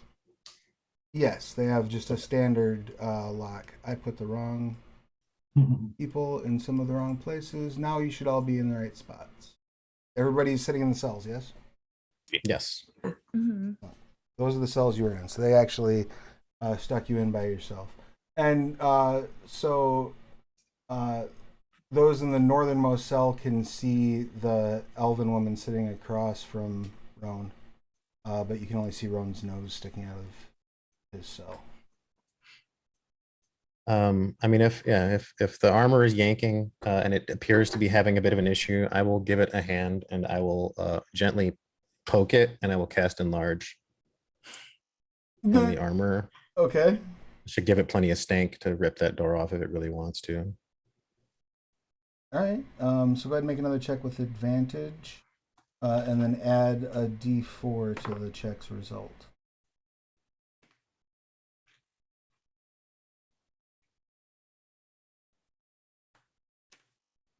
That's going to be 23. Nice. Right. Door comes off. It makes some noise, more splintering noise than anything else. But interestingly enough, you all pick up a little bit of like not only the groan of the wood breaking on the frame, but almost like it's accompanied by like a more sentient sounding groan of pain. Yeah, I'm like, this fucking tree's alive. I have a question now. Since my hand is still groping down the hallway, is there like a shutter in the tree? Like, but can I feel that? You feel the tree like react. Oh, that's bad. Oh, the hall felt that for sure. Oops. Actually, do you says- have a... Oh, go ahead. They're just gonna ask Ishtella if she had a plan to get others out, because now that Laria knows the tree felt us tear this door off, she feels hesitant to keep going with this route. I mean, my plan was going to be like very similar, like heat the metals and just like rip it off. Oh, I mean, yeah, that's legit. If you want to heat the metal, I guess like one of my familiars could like grab it if it's. I mean, Yeah. your door is now open. Mhm. So you and Lewis are now in a cell that is not. That's me. Oh no, I'm sorry. Yeah, you and Lecco are now in a cell that is not locked. Your imp is here with this lockbox, which is Oh, another. that's lock curious. that you don't have That's to use. curious. It sets the lockbox down at your feet, though. I'll point at it. Before we get to the box, what do y'all want to do for like everyone else getting out of their cells? Did you want to do the heat metal pop the door off thing? Probably, yeah. Like, if only two of us are out, that's problematic. So I might as well just like. No, I could. Well, you're over in yours. I can get us out of ours. So if we. Okay, so we're doing this. All right. All right. So we're doing this. So I cast knock. Just open this. Yeah. Okay. I was trying to save that. Like, trying to not burn that. Like, I cast knock and just like, okay, these are open now. We gotta go. Like, if we're gonna go, let's go. So these bad boys are open. Goodbye, horse friend. So that knock only opens one door, right? Right. All right. So then we can use. We still have the animated suit of armor that's It's big. enlarged. And are you gonna blast the heat metal off on that door? Not me. No. Me? Yeah. Schultz. Nah. Oh, darn it. I was going to egg you on. I'm not close. Do it. Yeah, you spend a few moments ripping the rest of the doors off. Ron says, "Don't suppose you could open this door back here, could you?" Yeah, we That's why I let said we could. Yeah. Use Mina and Roan out as well. Oh, I thought this wasn't a rescue mission. It's rescue if we this can, is the but gathering focus on people the to help us spear. mission. Oh, I mean, it's not like purposefully leave them behind. It's just more about like they are not the priority. No offense, Roan. Oh, none taken. I'm used to I like Ron. Ron would give a shot. it. Yeah, fine. I get it all the time. what about this other person? Yeah. Who are? Because my name is Mina. Yeah, Uh, Rowan said Mina was also a good person. She's elvish, right? I mean, she's all right. Yeah, she's. Is she a clanman? No, in fact, she doesn't look it looks to you like she, oddly enough, combines features of, like, she has, she looks like maybe she's like half Ganges, half Drendali, almost. Like her skin has a very like chalk-like sort of quality to it, but her cheekbones have a much more Ganges elf sort of quality to it. I'm gonna stand in front of her cell and kind of eye her with a curiosity. You have remarkable bone structure. If you're not using it at some point, could I? Look, man, What if why are she's you not gonna why are you need it fighting the forever? hell? What? Sorry, poor You understand timing. how creepy, you know how creepy that is. You're a necromancer just like I am, and to tell someone you're impressed with their bone structure is a bit ominous. Just let me help you with your social skills. Okay, that's ominous. Don't do that. Don't remark on people's bones while they're still in the people. That's it. I'm done. Laria does also speak Drendali, and Okay. if it looks like Mina probably is Drendali, I guess she'll try to speak in Drendali to her and say like, "Hey, do you want us to let you out?" She says, "Oh, that would be nice. I do not like being trapped here, and I would very much like to visit my displeasure on those responsible." Okay, I mean, because I was giving you the option because like if we let you out right now, you're going to be part of like this problem that we are. Just like be aware of that. I mean, the way I see it, I have two problems. I can sit in this cell and do whatever the blood crone has in mind for me, or I can go do whatever you have in mind for me. I trust you more than the blood crone. I mean, That's good. while this is going on, I'm That choice actually was good. considering like by solving the whole social problem by just removing her skeleton from her body and like, but I'm not going to do that. I just think Please keep in mind that if you do betray us or cause problems for us, it will not end well for you. Because you have my word that I will visit no strife upon you. Good, because this guy wants your bones. So just throwing that out there. Like, I don't want them. I just find them remarkable. this person is obsessed with your bones. So keep that in mind before you try to betray us. Noted. And yeah, we do one of the many ways to open one of the cells. Excellent. So you pop all the cells. You now have this motley crew assembled. What would you like to do? Well, I kind of want to, I kind of want to pump Rome for information about, like, what does he mean that the spear wasn't he sought, like, wasn't he seeking the spear? Like, Oh yeah, absolutely. Yeah, I was sent with a group to get the spear. I thought you were with them, or oh, I mean, it's got not my spear. I was getting it for somebody else. That part is true. Also, Priest of Enkeely tend to sort of, make jokes when I can, I guess. Did you were you escorted Chaos. were you escorted straight to these cells? I You woke up happened- in the cells. I got knocked the entire fuck out during that fight. Was Bove with you? Both. He the was- the guy who was strung up outside. Oh no, there was a dude strung up outside. That's unfortunate. No. Nope. I was the last survivor of my party. I'm So pretty that is- sure, unless they're in whatever is being lit on fire right now. Which, Yes, I mean, So- there are, from what I understand, based on the screams I heard as I was waking up, they were dragging prisoners down there.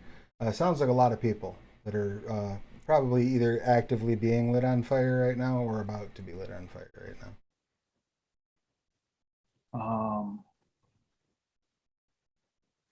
Bove. Yes. Bove was, you were a druid. Mm-hmm. Yes. Can you still access your craft? He closes his eyes and starts to like hum And then I need everyone to make a charisma saving throw, please. Oh God. All right. Charisma. Sorry, that's what I get for asking shit.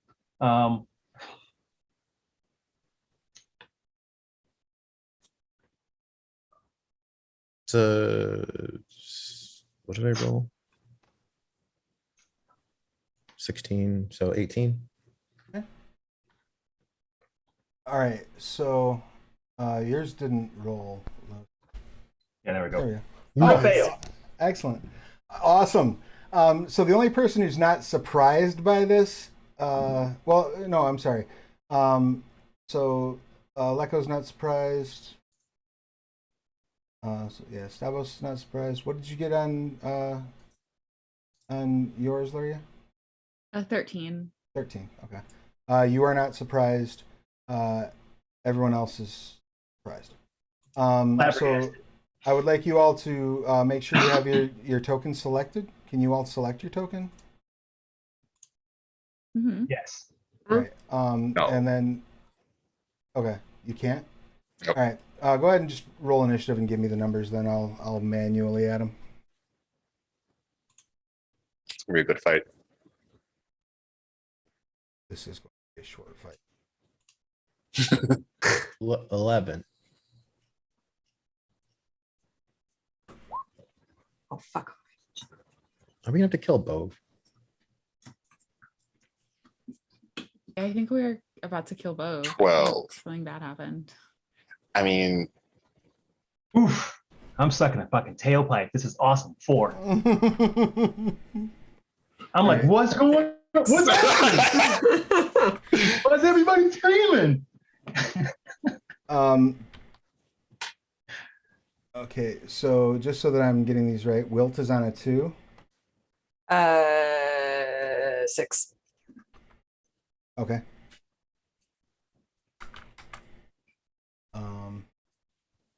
Yeah, Ezric on a 2. 4. 4. 4. Okay. What is Yusholt on? 12. Okay. What is Lyria? 19. You go. Get it done. And Stavros. Hey, Marcia. 11. So the only person that's going before Bove is Lyria. And Lyria, were you surprised? Oh, Larry, okay. I was not surprised. So you see Bove just, you don't even register a change of emotion on Bove's face until his hand is like almost to Ezric's eye sockets. Okay. But you are able to act fast enough to try to interrupt it. Like it's like he goes immediately from like this like calm like meditative stance to just like snaps in an instant and is just a ball of fury flinging itself at Ezric. So no, you can't access your craft. My bad. Sorry. And Whoa. though you are surprised, you do process a little piece of trivia, Ezric, as you remember that memory eaters are notoriously temperamental, and when they get mad, they lose it so fast that it frequently surprises their opponents. Noted. Oh Noted. dear. That's real bad. I think because it just all happened so quickly, Lyria's reaction is just to like strike out. So as with most Manticora, she does have a claw gauntlet, and Yes. I think we'll just hit with that twice. Excellent. So you just lunge forward and swipe. Go ahead and make those attacks if you don't mind. Let's see. So the first one is a 19 to hit, Oh, that will hit. and the second is a 14 to hit. Excellent. That will also hit. So go ahead and roll damage for both. Sure, I'm glad I didn't buff Bove. That is a total of 7 piercing. Excellent. You deal 7 piercing to both, and that doesn't barely seem to register. Like they just keep moving. Like they don't. It does not. It's not sufficient to interrupt their swing. And they are going to go ahead and take this opportunity to make an attack against our good friend using their multi-attack. So 2 claws and a bite. Evis. On Stop laughing, Alex. Oh, should I have rolled initiative for my familiars that are out? no, they'll all act on yours because that's a lot. Okay. Yeah, that's yeah. Oh, I so think you that's can why actually, they say like control with bonus actions, so you can kind of do whatever. you can actually have one of them act, I believe, as a bonus action, and your features may enable you to do more. So if there's any like the familiars to do before these attacks go off. Yes. I think that the animated armor, which is the closest right now, will also attack. Excellent. And that's going to be. That it. That one is It has a multi attack, so it's going to try to just like slam into Bove twice. All right, go ahead and roll.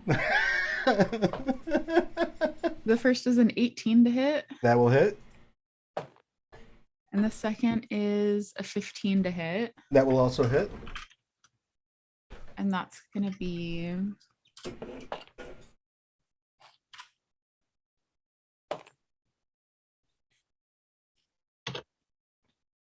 That's 12 bludgeoning damage. plus a D4 Oh, plus a d4. because it's Yep. big. Oh, that's right. That's an additional 2 to whatever I said earlier. So it's 14 total damage. Yeah. 'Cause he just the animated armor just like body slams into Bove. Nice. All right, seconds. Any other actions before Bove's actions resolve? I think it's entirely possible I could attack with more of my familiars, but I'm just gonna stop for now because I've already done so much, and I have Okay. to read into it because I'm not positive. As you wish. Bove botches the bite. So as he leans forward to chomp Ezric, you see his lower jaw distend and then just keep distending and fall at your feet. The shame. He takes a swipe with the first claw and it goes wild. You can tell that he's pretty stiff. He must have been tied to that pike for a while. The second one's a 15 though. Does that hit you? You're muted, sorry. Is that 15 total? Yes. My AC is 18. Excellent. So that bounces off as well. Does not penetrate your protections. And so that then will bring us to the basically nobody else can act this turn because you're all surprised except for I'm not surprised. you, Sholto. You were not surprised, or was Stavros not surprised? I was not No surprised. Stavros. Okay. What would you like to do, Stavros? Sit. Nice.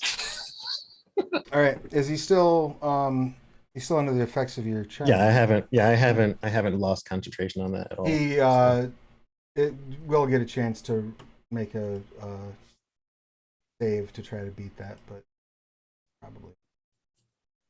It's charisma save, It is a wisdom save. wisdom save. How dedicated is he to handing out this ass whipping? What's your spell save DC? 17. All right, barely didn't make it, so Right, he just nice. drops to a sitting position. Would Luria like to press the combat? Yes.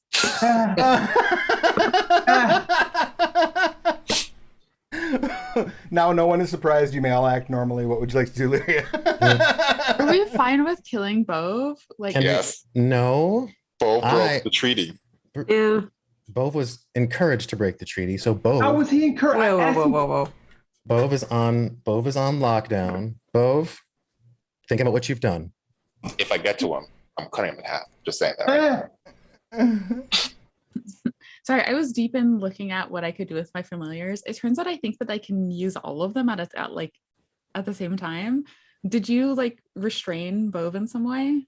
Well, he's put into a sit, and then George is going to throw him in the hole.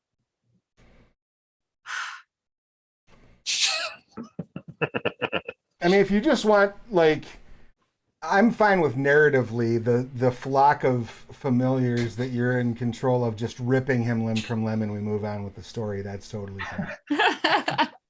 I just want a memory eater because I don't have one. They're not Pokemon. Right, exactly. Bullshit. I So- guess then could we just to- narratively, since like Larry is upset with Bove, but it seems like Stavros wants to keep him, the animated armor just like grabs him and tosses him into Stavros' hole. Yes, absolutely. In fact, the animated armor, like, so like he's sitting, the animated armor like puts itself on him, stands him up, and like walks him over and like bodily ejects him into And Iron Man's him. Nice. My animated armor is Iron Man now. I accept. No, My no to animated self. armor's name is Iron. Nice. Note to self: do not mentally jar the memory eaters. Right? Well, now that that little bit of excitement's done, you can all still hear the chanting, and it's now getting louder. You Yeah, also all noticed that the ambient temperature in here has gone up by about probably 2 degrees. I was really hoping that he can use his old skills. If this tree actually is alive, having a druid might have proved useful. Probably why they're strung him up. Because he led someone here that he wasn't supposed to. Was that Rove? That was not me, Ron said. Yeah, because he's too old for that. I mean, the corpse was too necessitated for It that. might be some of the victims that they are Stringing up currently. whatever that noise is. Mina says Wait. that if that's the corpse, if it's the same corpse, that one's been here for nearly a decade. Oh, he was awfully chatty. He seemed very surprised. So is there a way maybe we can send one of your assistants, Stavros, to move ahead? Sure. Inconspicuous. So about this time, I would like everyone to make a I perception. would, I would, roll I would for me. assume undead around here might be a little bit more inconspicuous. Maybe. Have we seen any other use of undead from these cats? Not yet, no. Are there any bodies in any of these cells? No. A 23 for Lariat and perception. Excellent. Then I will have to get out. A question. Natural 20, 27. Excellent. Jeez. So Lyria, you notice that the blood on the vines, like on the roots rather, seems to be slowly undulating, perhaps. And Isholta, you notice with the natural 20, not only it's not undulating, it's running, it's seeping down. The tree's And it bleeding. just started. Like it just started. Not so much that it's bleeding like it's leaking. It's like being sucked. Right, like it's being drained out of the root network into something below. So The Trees- chanting now hits a fever pitch that you can all hear. Continue. I think it's time to just go in and start like ending a thing. Yeah, I think Are you that winking? this is the moment. Is this to the wink? give up I on think the this is plan. wait, am I allowed to wink? Can someone else wink or blink? Ah! Yeah, Which one you was it? wink. You wink at us, and that's Okay. how we'll know. Well, Great. we still haven't even tried to confront them yet. It just our timetable is being pressed up. We need to find out how to get in here deeper. I have a question. It looks like it's going. Yeah. Has my hand explored that area yet? Which area? 7 in the middle finger. Yeah, that's just a bunch of mats and a cauldron for making. Looks like it's where cultists crash out. Oh, okay. Then I will bring my hand back and I will await further instructions because And you were gonna say, Chaz? Oh, just like it seems like the blood is being drained down. So my instinct is down. I can't wink, so it doesn't matter. I don't have eyelids. You chose don't have- down? Rowan says. I mean, I did, but also like I'm like the herbalist, so I'm going to my like knowledge of trees, and like trees usually don't go down; they usually grow up. Right? True. They drive. Well, so should we find? I mean, we should go to where the chanting Yeah. is, right? Because if we Yeah, stop we gotta the find it. chanting, Yeah, So we gotta Yeah, find a hopefully way. that's So we have fine. to find a way down. is the chanting coming from down? Because we can hear like if the chanting's up or down, or this way Mina or that way. Or says, I know the way. convenient. Let's go, Mina. Remember the thing about the bones that I warned you about. You all walk down the hallway to this root network. Mina says something in Titan speech, and the root network opens, and you step through to a stairwell. How'd you do that? I like you, Mina. Like you got some tricks, which I don't understand yet, but Says, I've been trained by the Dar Alanat for the last 50 years or so. They roll me out when they want to use me. don't tell that to Stavros. He might think you've used your bones long enough. Interesting. Before we go down these stairs, I should be completely honest with you. I am not now. Yeah, it seems like you might be like some sort of haggling. No, I am what your people call a strife element. Are there two G's in haggling? Question. No, there's one. Single G G. haggling, like hag baby, haggette, Little hag. a strife elemental. What is that? Ishola wants to know, but Chaz also wants to know for non-nefarious purposes. A strife elemental is a elemental spirit that basically inspires and feeds on just negative feelings. Oh shit! I didn't think that. Yeah, they just oftentimes they will like find a person, impersonate them, absolutely destroy their life, and then hang around invisibly to like feed off of the energy that generates. So like, I'm gonna look like you, sleep with your husband's brother, and then just hang back and see how Just it goes. cause a whole bunch of shit Right. and just step up the popcorn like, oh, go get him! So really what it is it's the internet. It's the internet It's as a Reddit. character. Right. Is I can call elementals as familiars. Is there a way to like make Mina into a familiar? Yeah, as long as you have a free familiar slot, you could cast Find Familiar. Now that's going to take you. I will help in any way I can. Burn a slot or cast it as a ritual, which will take 10 minutes.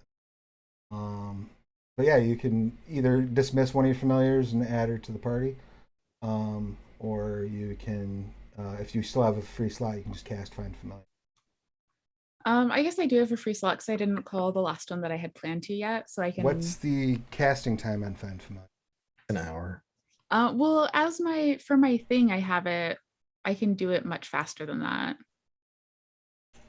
Yeah, Prodigalists can do it pretty quickly. I don't know if it's as an action. Let's see. Without providing material components.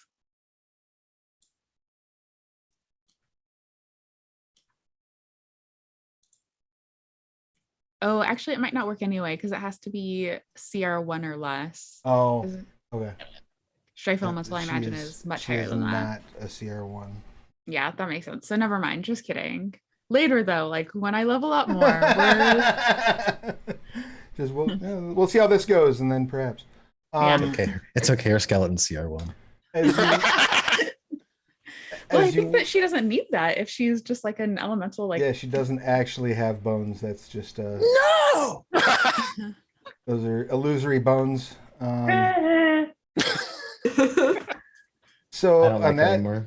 note, you all make your way down. She says another command word. You make your way down these stairs. I need to know who's going down the stairs first, who's going down the stairs last as you step into this room. I'll go down first. Axe is out. All right. Barbarian first. Who's second? I'll go in behind Stala. Excellent. Who's coming in third? I'm down. Oh, that's the memory eater. I think Lyria will pull up the rear because since she couldn't get Mina, she's gonna pull out the last familiar that she had prepared, which is a Dimetrodon, and then she's gonna mount it so she can ride the dinosaur into this combat. I love it. Yes. George is essentially a non-combatant anyway. So All right. So you all step into this room. This room is there's active chanting. It is very warm, and you can see the fluid from the collective root network all pouring through the room, kind of toward this back corner where there's this root knot. And you can see it sort of like slips downward, slopes downward. And by the time it gets to this darkened area right here, it's a literal like river of gore. That's the third most interesting thing in the room.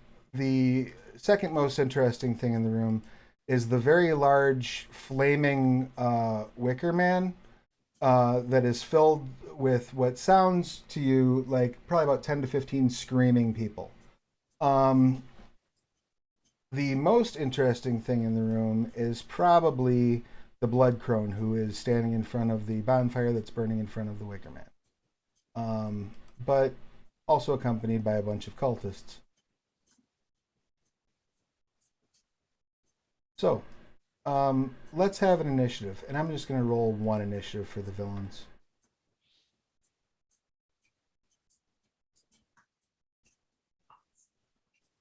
I guess I'll be back in just a second. Sure.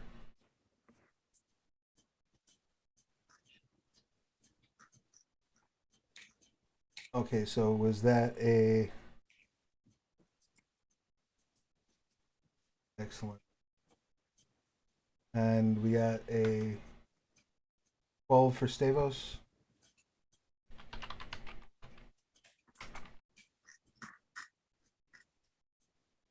What am I missing? Have one for what was your total for Wilt with your dex 7. bonus? 7.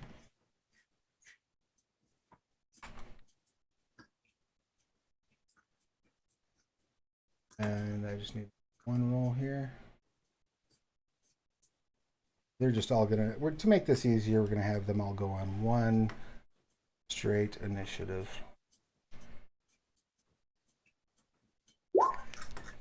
And that will be a 12. All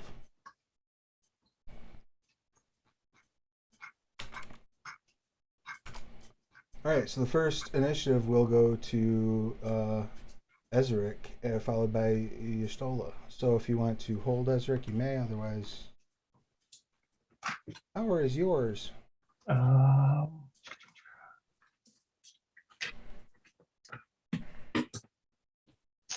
We're all standing together like this. Yeah. Yeah, you're basically coming down a circular stairwell into this huge ritual. It appears to be feeding blood down into some sort of a pit. The blood crone looks very upset with you, and the wicker man is on fire. But also, you notice a bit of movement beginning in its limbs as you seize initiative. As if it's coming loose from its moorings. As if it's... Have I ever experienced the Wicker Man before? Give me religion or Arcane? arcana, whichever you feel is most pertinent.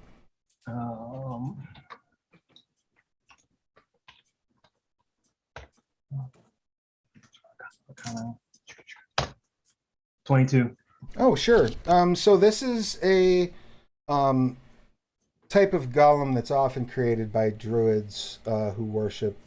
In the Scarred Lands, most druids worship evil titans. The only good Titan really is Denev. Yeah. But all the rest of the Titans build variations of this, which are where you take and you construct like a flammable form in the size of a gargantuan being, fill it up with sacrifices, and light it on fire. And as you perform the ritual, that also awakens it into a flaming golem that then can, fight on behalf of your group. So it's it would be a construct. It would be a construct. I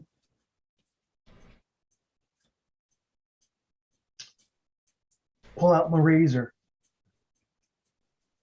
All right. And that's all I'm doing. I'm assessing the situation and pulling out my razor. Excellent. Ishtola, what would you like to do? So this spot right here. Yes. I want to rage, and then I Excellent. want You may to rage. cast Wither and Bloom. Nice. Well, see, normally I would say you can't do that. You're a barbarian. You can't cast while you're raging, but you happen to be a rage witch, so. A rage witch. Oh my god, I love it so much. So have at it, and please tell me, what does Wither and Bloom do? Invoke both death and life in a 10-foot radius sphere centered on the point you choose. Each creature of your choice in the area must make a Constitution saving throw, taking 2d6 damage on a failed and half as much on success. Excellent. And what kind of damage does that deal? Necrotic. Beautiful. What kind of saving throw is it? I'm sorry. Con. Beautiful.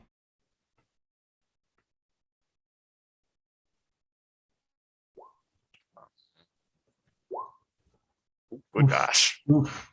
All right. Oof. So, the very beautiful woman dressed in finery seems absolutely unaffected by this.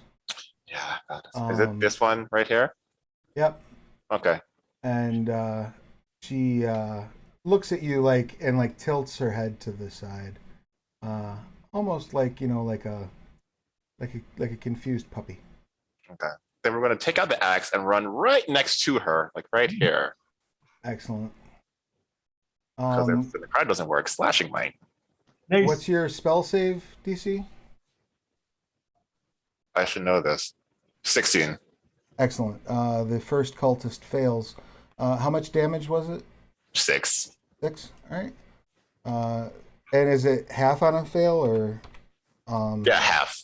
Excellent. Okay. Or half on a success, I should say. Mhm. Well, while I'm sorting out everybody's saves, do you have any other actions? You can. That's your full action. That's full turn, yeah. Just like going to move right here next to her, if you can. Yep, And absolutely. Right there. there? Yep. Correct? Beautiful. And whilst that's going on, that will then bring us to Stevos' turn, I believe, correct? I was on a 12, so I don't know. Yes, that should be you then. Okay. So now that that's out of saves. The Rage Witch has run in, so I'm guessing. So I'm going to do something I generally wouldn't do. I'm going to infer. Okay. Yeah. I'm going to infer that the plan has been abandoned and we are no longer negotiating. So I'm going to do That's a wink. Shit. My bad. what I generally do. So I'm going to cast a spell. I'm going to cast Binding Aura. Oh, it's only within Because- 10 feet, right? I'm sorry. Just 1 second. It was within 10 feet of that Okay. spot? Yeah. Okay. So it should be like, You're going to cast Binding Aura? I cast Binding Aura kind of casually. And as I do so, I will I guess I'll unleash the local 404 along with their union rep or the union steward anyway. All right. So about 28. I don't have the stats for Marrow Knights. Is that what they're called? Yep. Yeah, I don't have the stats for them. Where are they? Creature collection. Oh, I don't have it. But anyway, I trust you. Sure. You're So I releasing will. a herd of Marrow Knights. Yeah. How many of them you said? Hold on, look, check the math again. 20. I'll go 22. We'll go 22 Mirror Knights. Yeah. Excellent. What I would like you to do as you do that, I'll go ahead and release them. What else would you like to do? That's it. I mean, I cast my spell and And what does the aura do? so binding aura, protective spell attributed, blah blah blah.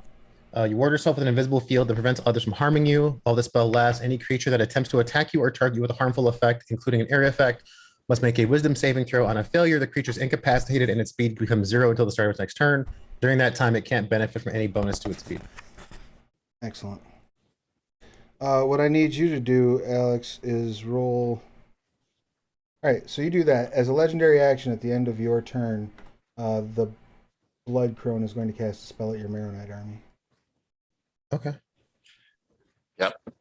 What I would like to, I have a reaction, correct? You do have a reaction. I would like to counterspell. Your counterspell is your counterspell. Okay. Yep. Is this a layer for her?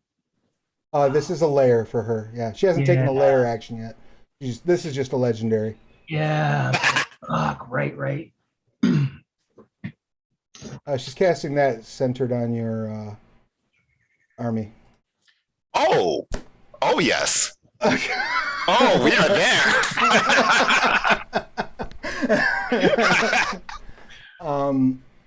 I need everyone within you to make everyone to make a Constitution saving throw. Did she make a wisdom save? Hold on. If it's a harmful spell, anyway. Is it a harmful spell that targets you, or a harmful spell? Area effect works too. Okay, beautiful.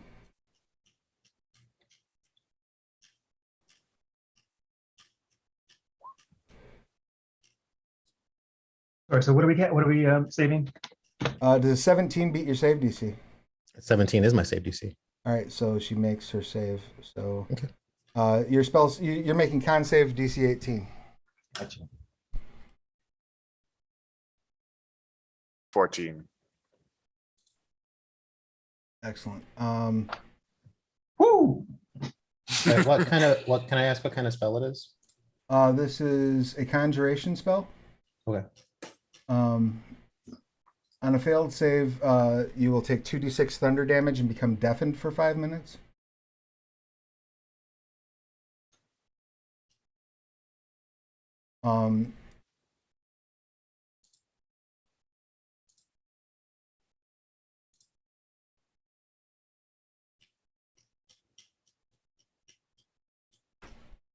And I will. So on a failure, it will be.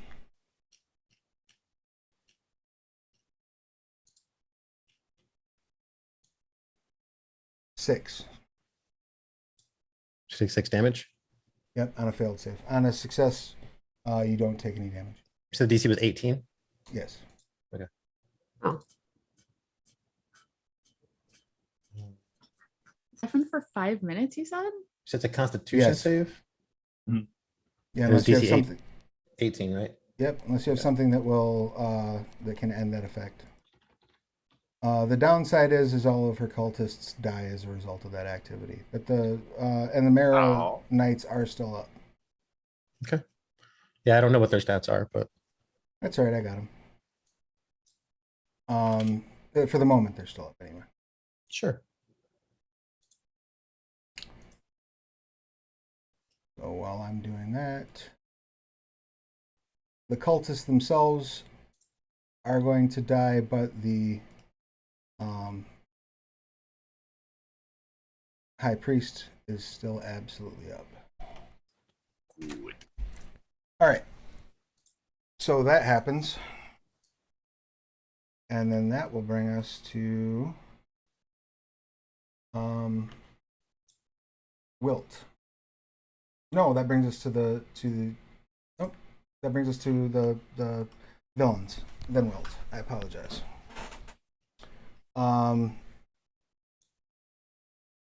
So now on her turn, the Blood Crone is going to cast another spell.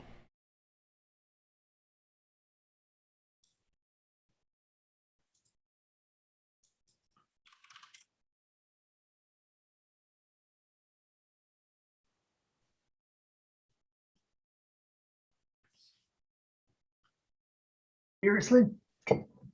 Yep. She cones. Now she will cone toward. I'm going to assume that the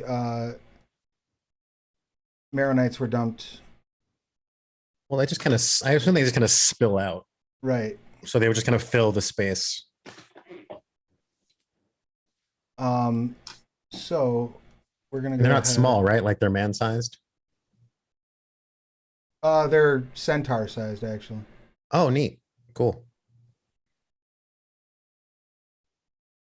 Sorry, just a second. My roll 20's acting silly.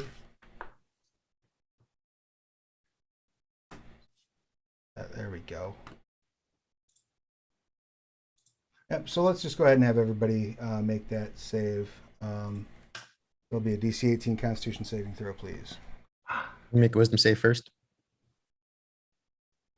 19. Damn you. I failed. About to be bad.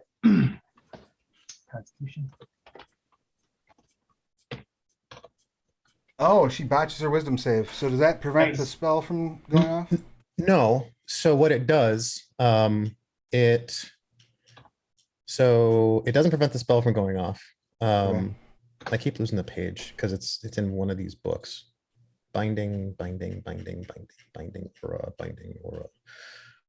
aura. Creatures. Oh, on a failure, the creature's incapacitated, and its speed becomes 0 until the start of its next turn. All right. Oh. But she doesn't lose consciousnness, though, correct? Nor does Correct, she she's take in- damage. She's incapacitated. All right, just making sure she's not losing concentration on the No, concentration spell. I don't think so. All right, very good. So those of you who failed your save against the Cone of Cold will be suffering 43 points of cold damage. Those of you who made it will take 26. And were any of you killed? So yeah, you can go ahead and roll massive for me probably. Because that just took off 90 something percent of my hit points.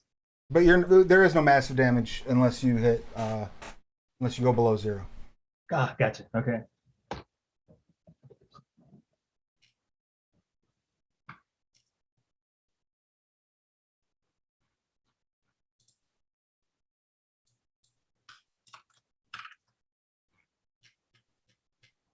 So that is her turn. Everyone's still alive? Or Alex, real quick, roll me a Constitution saving throw at.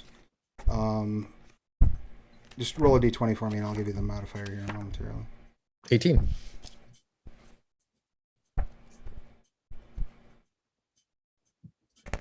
Okay, yeah, then you're good.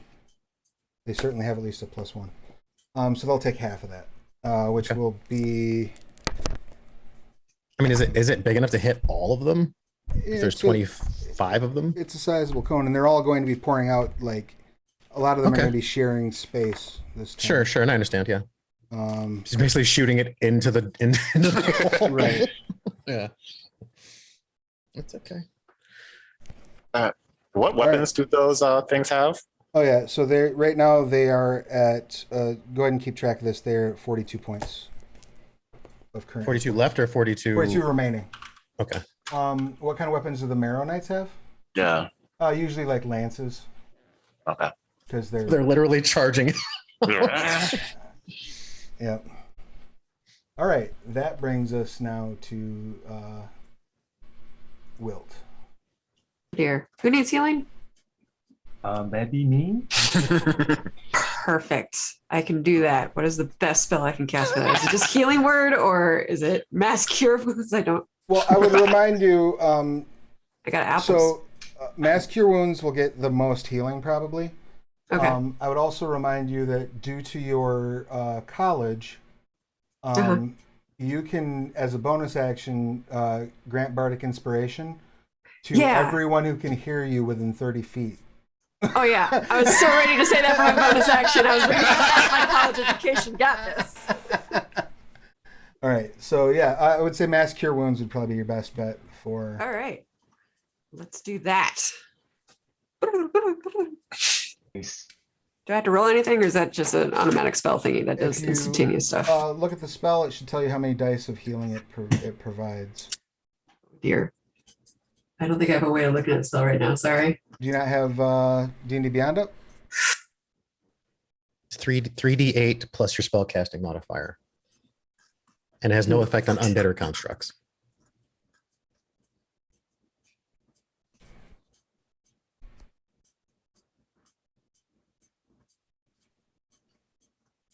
All right, what's your spellcasting modifier? That's a good question. Should be, I would assume it's your charisma modifier. Oh, right. Yeah, totally. It is ABCD +3. All right, so So everybody 16. heals 16. And no one is able to counterspell your healing. Except me. Well, no, because you already burnt one this round. No, I mean, I can't. I don't get the healing because it doesn't work on You undead. sure don't. That's right. Now it comes to, and then you're also handing out the bardic inspiration as your bonus. Yes, And please. What's your inspiration die? It is 1d10. So you all have a D10 bardic inspiration. I does that work? don't. Oh, because you're not within 30 feet. Oh I'm no, deaf as shit. you're deaf. I can't hear shit. Yeah. Yeah, I just see we're one deaf. like. Fuck. We're all deaf. How does bardic inspiration work? It's just it's added to the roll. Yes. Yeah, Okay. so if you made your save and you're not deafened, then you have it. If you are deafened, you do not get it. Okay. Now that will that complete Wilt's turn? Yeah, just a question. The next time I try and use Bard of Inspiration, can I write down inspiration on my parchment and hold it up for everybody? Like, what? Nice. Sure. It's not going to help, but you can do it. Well, what if your art was art? Like, what if your art You was can visual? do it. Exactly. Do you want me to kill them? So that will bring us to Lyria. It is Lyria's action, though. Okay. Here's what Lyria's gonna do. First just move out from behind allies. Yeah. Smart. That feels like an important first step. Oh, also because she's riding her Dimetrodon. Forgot about the dinosaur. Yeah, it's the dinosaur is the first step, obviously. Is get closer to, this is an enemy, right? Yes, that's the Slytherin High Priest. So the Dimetrodon is just gonna try to sort of grapple, basically just like knock them over and like keep them down. Excellent. Like trample this. Yeah, this go ahead Slytherin. and make a trample attack, or if it doesn't have one, it would just be a slam or a melee attack. Yeah. So that is gonna be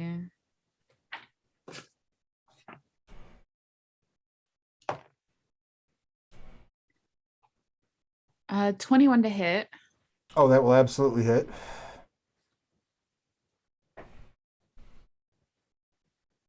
And then so that was to like knock them down and try to like stand over them. Yeah, you absolutely knock them prone. They're not particularly resistant to that. Do you want to deal any damage as well, or no? Yes. All right. go ahead And would it be damage as part of just like trying to knock them prone, like trampling them? Because I don't have the Dimetrodon doesn't have a trample attack. it would just so be, would it be- like a strength modifier. It'd be an unarmed attack, effectively. Okay. Like a D4 plus its strength modifier. So that is gonna be 6. Excellent. Any other horrible things you'd like to visit upon this poor creature? Not this one right now, because now it's prone and like the Dimetrodon is kind of like standing over it. I'm trying to just like keep it down. That is true. But I do have stuff for everyone else because I've got 3 other familiars plus my own action. So it's gonna be a minute. We're all gonna Sure. just like hang out with me for a minute. Do you think? First, there's this like lady in the dress, right? Yes, absolutely. And she is gonna get blighted. Ooh. Let me see. Necromantic energy. So Constitution saving throw. Wait, does she look undead or does she look like? She looks beautiful. She looks almost un. She's elvish, but she looks almost like divine in her beauty. So she's probably either like a hag in disguise or another strife elemental, is what Laria would probably assume. That's a fair assumption. So yeah, she's gonna try to blight her. So Constitution saving throw. What kind of damage does blight do? It's necrotic damage, Excellent. She just smirks at you when you blight her. of course. I was hoping that she wasn't immune to that, but it makes of course, of course. Okay, well, she doesn't get blighted, which fine. But I still have all of these other options that I can do. So first, Sparky, my fire snake, is gonna go just like around all of this fighting to the Wicker Man, which is on fire, Yes. and try to knock it over and hope so that hopefully if there are people inside of it, they can get out. Okay. Go ahead and make a strength check against the Wicker Man.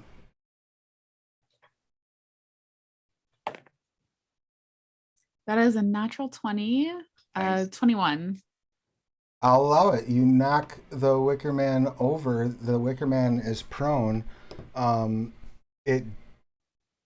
Its chest bursts open, and 15 people come barreling out of it. You notice immediately they leave like a silty smear across the floor where they roll out as their skin sloughs off. Oh, disgusting. And the spear itself sort of clangs to the ground amid the shower of bodies. As the Wicker Man starts to bend half of its movement to stand back up. Sparky is gonna go try to just like grab that spear. Excellent. As Sparky moves to grab the spear, that will provoke an attack of opportunity from the Wicker. Okay.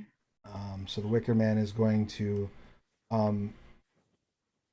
bring down both hands in like a James T. Kirk chop, making two two-handed attacks. So I think that means then that it takes 2d6 fire damage for touching this fire snake twice. It's going. Well, go ahead and roll your 2d6. Is it immune to fire damage? Yes, the fire That- snake is immune to fire damage. That will come in handy. I imagine so. 20. Yeah, that makes sense. Does an 18 hit a fire snake? Yes. It takes 29 bludgeoning from that. Does an 11 hit the fire snake? No. It does not take any damage from the second blow. And go ahead and roll your fire damage for the 2 hits. The 3 7. hits, technically. Oh, 3 hits. Because it touched. 11 fire damage. Right, so it will actually suffer 6 of that.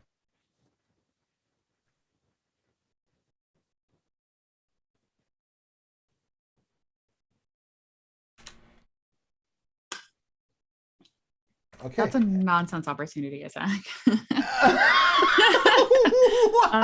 Okay, that was the fire snake. That was Sparky, and the Dimetrodon went. Next is the animated armor, Iron Man, which is gonna go for the Blood Crone, who's still prone, right?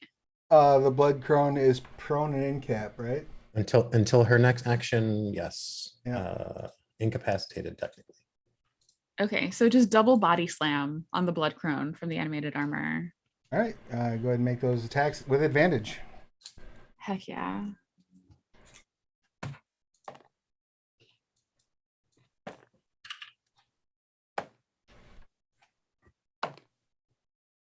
So that is a not 20, but total 24 and a 23 to hit. Excellent. So that'll be a crit. So double the damage from that. All right. Oh, that's not good.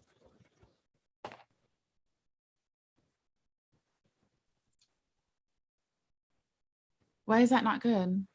Oh, sorry. I'm thinking of different weird barbarian things. Oh, that's a total of 17 bludgeoning damage. All right. They will take half of that due to resistance to bludgeoning. Ugh. So that will be 8, and then they have to make concentration check.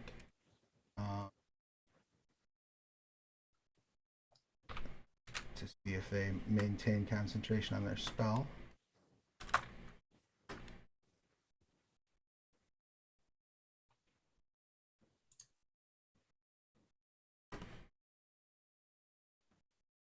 No, they do not maintain concentration on the Storm of Vengeance. The Storm of Vengeance fades. Excellent. Storm of Vengeance. That was the thing that made everybody deaf. Near killed me. And Oh. no, that was a Cone of Cold. The Storm of Right, Vengeance right. made everybody deaf, but next turn she could just start hitting 6 people a turn with lightning bolts. Yeah. Well, so the final, Well, cool. my last thing is my imp. Yes. Now the imp is going to go for the blood crone as well, and stay invisible so that it can like dart in and attack and try to get back out. Right. I mean, it's the blood crone is in cap, so you're not provoking attacks of opportunity if they want to back out too. Yeah, and they'll also back out because they know like she's gonna get the current crone is gonna get back up, and the imp just doesn't want to be close. No, she won't. We'll see. We'll see if she gets back up. But go on. I don't Yeah, think she that's will. fair. What would the All imp right, like to do? so the imp is going to sting with its little tail, and that is a 22 to hit. Oh, that'll hit. Absolutely. And then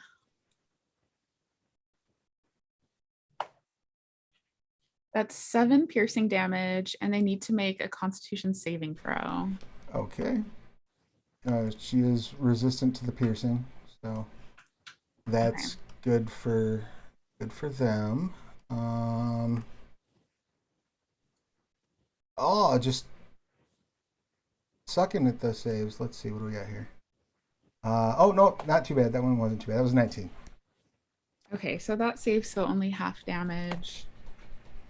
So that's gonna be 6 poison damage. Oh, she's immune to poison. So, what was the piercing? Or was it just Piercing? poison? I thought the sting had a was- piercing damage too.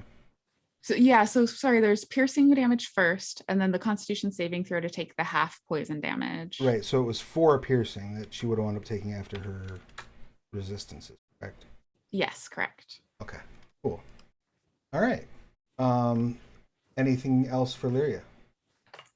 I think that was all of my familiars. Excellent. I think I'm done now. Thank you for bearing with me and my menagerie. No problem. So we have a 21 being Ezric. What would you like to do? You're muted. Muted. Sorry. I said so. Besides not dying, Now the Slayer Spear is on the floor, though it is at the feet of the Wicker Man. The Blood Crone is currently prone. This beautiful woman, seems to be absolutely unaffected by anything that's been thrown at her so far. Blood prone.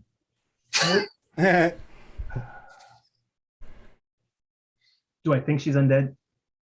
Give me a Arcana check with disadvantage because you are stressed out and in a lot of pain. But if you still have hearing, you can use your Bardic Yes. Inspiration on it if you want to. I do. Still have hearing.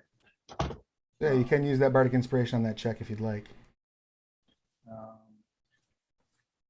So this is Arcana. Yep. No, I'm going to say that because I have 21. Excellent. Not only do you know exactly what she is, you recognize her. You're pretty sure that that is Agrima Malthusum. Agrima Malthusum is an unhallowed, a false lover. She betrayed one of the priests of Tennille during the Divine War and was cursed with immortality to suffer forever on Skarn for her treachery. Unhallowed can only be killed either on holy ground or if you know their true name. Otherwise, they just can't be. So it was Agatha all along.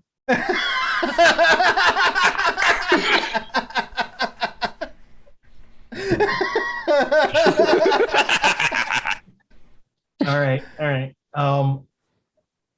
They can be beat. They can be beat to crap, but they are immune Right. to necrotic damage. You know that she is immune to necrotic poison and psychic damage. She cannot be charmed, exhausted, frightened, or poisoned. Oh, There goes that way. yeah, like that just ticked off everything. I was like, wow. But technically, she is in fact undead. Technically, right. That doesn't mean she can't be turned. Turned, right. I was like, you didn't say turned, though. I was like, So I mean, if you want to run up and try to turn her, I do want No, I to make everybody aware that we have 5 minutes left on the scheduled portion of the stream. I'm willing to let this go out to the end of the round if you're all willing to, and then we'll button it up narratively as long as nobody has a hard wrap. Does that sound good? Yeah. Need to find something real quick. Yep, that's what I want to do. Da-da-da. Find it. Seriously. Find it, please. Spells, thank you. Do I have range? Raw. How far away am I from? How far away am I from the sword? Oh, from the spear? Yeah, sorry, from the spear. So this whole place ain't very big at all. You are, where are we at, ruler? Yeah, I'm trying to find it too. Oh, there we go. You are, Oh yeah, 40 feet. yeah.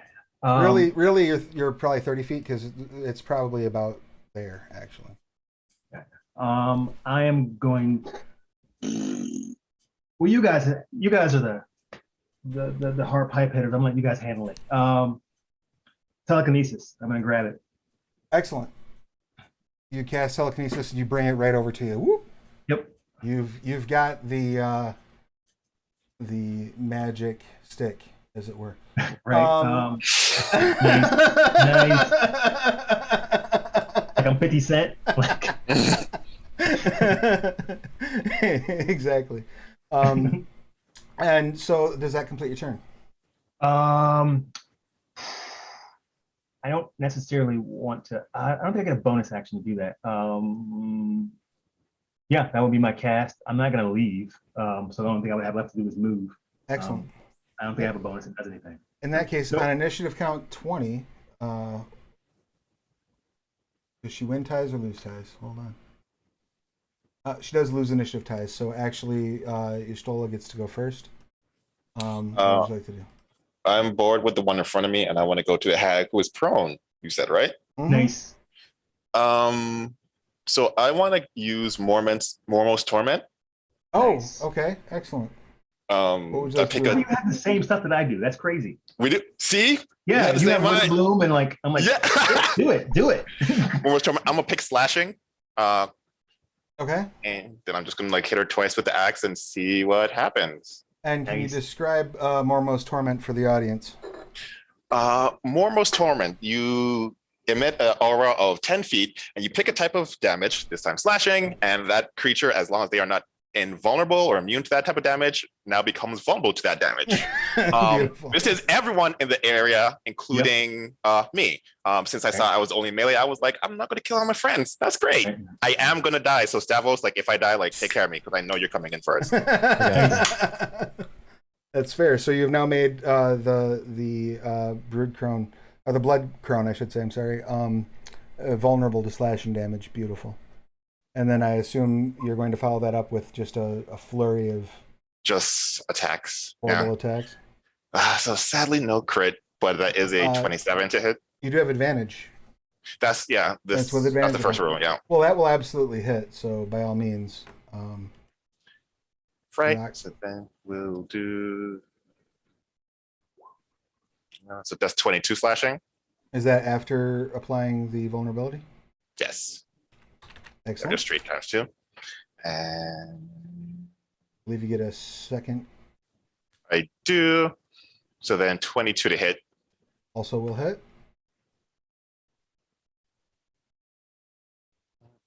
24. Nice. You have messed up her day. So you come on and just start slashing away. And like bits are coming off of her. And you notice as bits of flesh are being carved from her form, they hit the ground, seem to soak up like moisture from the actual ground.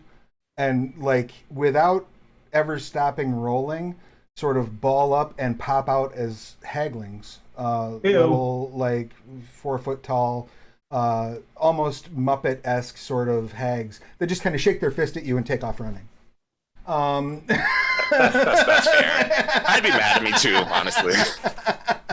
I'm seeing like those little freaks from the gate, like those little Right, weird, yes, like exactly. Yeah, they're somewhat, they look wet, but they're not. yeah. Yeah, exactly. There's that kind of. I'm just going on. seeing little ashes from. Right. Why are you juicy? And on that note, they does that end your turn? I should say. Yes, that's the bonus action and action. Excellent. On initiative count 20, using a layer action, the blood crone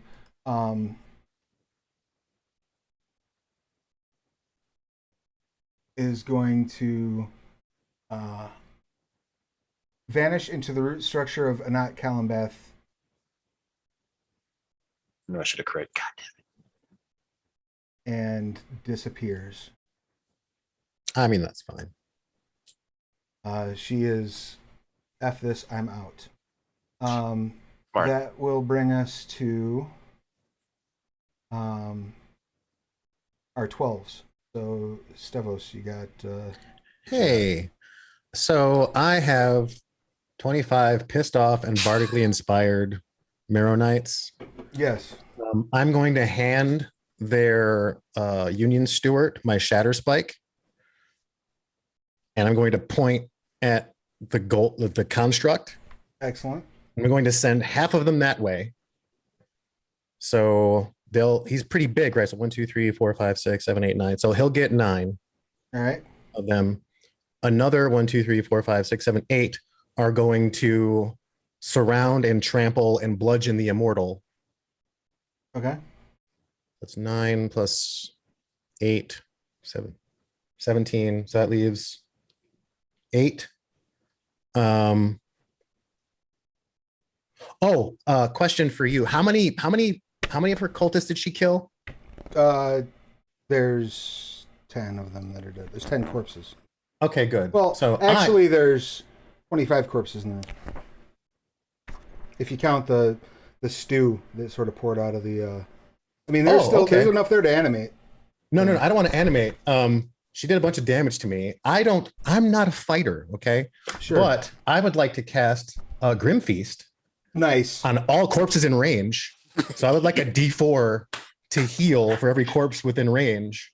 What's the range? So it's every corpse within 5 feet of the 30 feet that I target. So you just drop it in the densest. The densest pile of corpses is definitely the goo. Yeah, you would have to get closer though, a little bit closer, like 10 feet closer. Yeah, I'll take a few steps forward. Excellent. So you can gain 15 D4 hit points back. Would you like a straw with that? As that Icar sort of evaporates. 15d4. Hold on. Basically turns into ash and then evaporates So into like a little bits of purple light that fly into your companion's mouth. There's nothing so creepy I'm- about that. Hey, Lopan. So now that I've recovered and I've sicked all the baddies on, there's no other baddies to hit because the crone left. So the Right. other 8 will surround me as they should. Excellent. I would like you to make two attack rolls for me, please. Sure. So the first, just 2 separate ones. They're both going to benefit from a +7 to hit. They're all going to use Bardic Inspiration too. Okay, excellent. So feel free to add the D10 to those 2 rolls. Do you just want one roll or do you want me to I want roll 2 15d20? I Okay. want you to roll 2 D20 rolls because they're going to attack as units. Okay, and you want me to add 7 to that roll you said? No, you would add your D10 if you're going to use the Bardic Oh, yeah, Inspiration for them. Yeah, okay. Oh, Cool. and yes, +7 is the modifier, the attack modifier. Nice. So we're going to go d20 and here's the d10. So an 18 plus 3 is 21 plus 7 is 28. Okay, That's for the first attack. excellent. The second is a 19 plus 9. So that's a 28 plus 7 is 25. Okay, I believe that will hit both of our opponents. Yes. We'd be trampling. So And I'm just kind of drinking while this is happening. the Oh, and the shatter spike is an automatic crit on the golem if it counts as an object. The Wicker Man anyway. It's a construct, so it will. Yes, it is a construct. It does count as an object. So we will say, so it's an automatic crit. Yeah. All right. So we will say, what's 14 times, so 140. All right. So the Wicker Man goes out and is now toothpicks. And the room is filled with undead trampling. The Unhallowed, you see like arms ripped off and like the face gets like stomped in, and she reaches over with the arm that's still connected to her body, reattaches it to her shoulder, and stands back up at the end of it and says, "Cease this!" And I need everyone to make a charisma saving throw. Charisma. Make a wisdom save first. This is not a harmful Oh, okay. effect. All right, that's good. You said I need to make what, a save? Charisma save. Kind of. I botched. Excellent. 23 here. Whoopsies. All right, if you beat a 20, you can continue to press combat if you so choose. I say fine. My friend's gone, so I guess I'm done. Yeah, I'm done. I got the stick. I'm done. Yeah. You're right. Let's be done. Yeah. That's Uh, cool. She says, "You've won the day, but the Dar Alanat has a long memory. Go in peace. We'll catch up." You go in pieces. No, sorry. And like as she's talking, like you literally can see her flesh reknitting itself into its pristine beauty, almost faster than that healing that you just saw happen when your friend ate all the corpses. Okay, yeah, let's definitely get out of here then. Um, Let's take you- up my handkerchief. Teach me how to do that before you go. Just like peas. She says it's very simple. All you need to do is betray a god. I'm not necessarily opposed. I'll see you later. I'm not opposed to that though. That might happen. Be seeing you around, and the roots like part for you and give you free egress. You make your way to the surface out of Anat Kalambath. Are any of you going to try anything on your way out, or are you just making your way to the door? That's a One- good question. Man, I feel like Once- the place has been abandoned. Anyway, go ahead. Once we get out, Lyria is definitely going to dismiss her current familiars except for Sparky and just resummon all like fire elemental familiars and just try to like set the tree on fire. Not like Like- into it, but just like cast as much fire as you can over there while we're getting the heck out of here and hope that the tree goes up in flames. You attempt to burn down the tree, and for a moment it catches, but quickly the flames themselves, followed by the elementals, are snuffed out by the animate blood of Mormo, which rises from the bark itself to defend itself. Yeah, we should go. Yeah, let's get the heck out of here. This is the worst day I've ever had. And it's so upsetting how much of that came from some of you. But we made like 3 friends. Not you. You're wonderful, Ishtala. I'm with you. Roan is very grateful and thanks you graciously for saving him, and offers to, says drinks are on him next time that you're all in the Iron Court. So if you ever run into the Iron Court, drinks are on me. Mina just kind of says thank you and kind of pisses off into the horns. It's like, bye, and stops being corporeal and just floats away. I'm gonna summon her back one day. I want to learn that one. And successfully having recovered the Slurician spear, you return to the Horse Clan. And Whoa. No, I'm studying this on the way. Like, oh, sure. Like, what is this thing? Like, it's literally just so Slayer is this very rare magical material. If you think of it kind of like a crystallized version of aurichalcum kind of thing. And this looks like it's just a piece that was like knocked off of a larger chunk and vaguely spear-like in shape. It doesn't seem to have any magical properties other than it deals additional damage to Titan Spawn. that's magic enough, but Bane protect. That's nice. Yeah, it's but you're assuming that there is some sort of spiritual significance to it, as it was used literally in the slaughtering of Momo. So it's probably carrying all sorts of divine energy in it.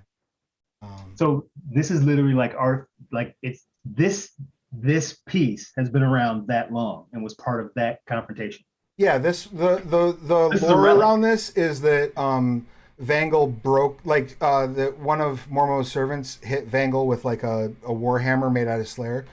Vangal, offended that someone would dare try to strike him, ripped this chunk off and threw it through Mormo's eye. and it's been stuck in that tree ever since. They went in Mormo's head, out the other side into the tree where it was stuck until this group got it.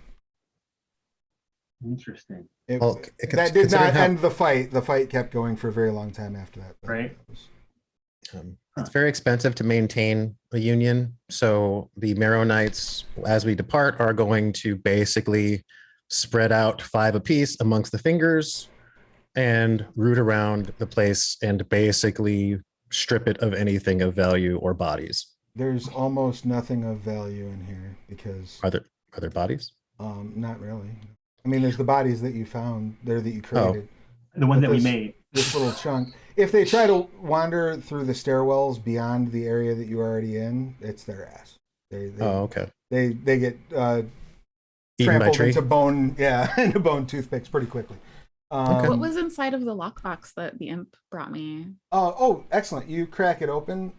There's a couple of love letters, a personal journal of Like bullets? one of the priests of Mormo. You find out that they are deeply in love with a lich that resides in Lividatel, and these letters seem to lament the differences and how one day they hope that one of their factions, and neither one of them cares which, can resurrect the mother of serpents so that their love can finally blossom. I cannot wait to use this to just like cause so many problems. That's horrifying. Like all that, right? Like all of that is horrifying. It is, and I'm going to use it to cause so many problems. The letters I'm about to forge, you are not ready for the problems that I'm about to cause between these two factions. But there's just the debate, this is the perversion of love. Like, how dare they say they're trying to love each other? They're fucking monsters. Like, that's repulsive. Like, oh. That doesn't matter to me. All that matters to me is the chaos that's about to occur. Yes. Yes. And I mean, talking about monsters like that, I'm just still upset about that person with a fake skeleton. That's depressing. All right, I'm kind of sick of that like depressedness from him, like this Debbie Downer over here. Can I use Wanda Smiles on him? you absolutely can. Thank you. When you use the wand of smiles on him, though, it's extremely disconcerting as a bit of his sort of cheek fat kind of falls out at the forced grin. Yeah.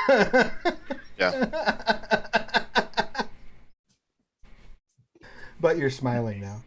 And I'm gonna sorry? pick that up. I was gonna say I'm gonna pick it up and chew on it. It's fine. Can't let it waste not, want not. Oh. And with that barrage of quotables, I think we will call it an end for this this journey into the Scarred Lands. Any questions, comments, complaints, or concerns about your journey into the Forest of Blood?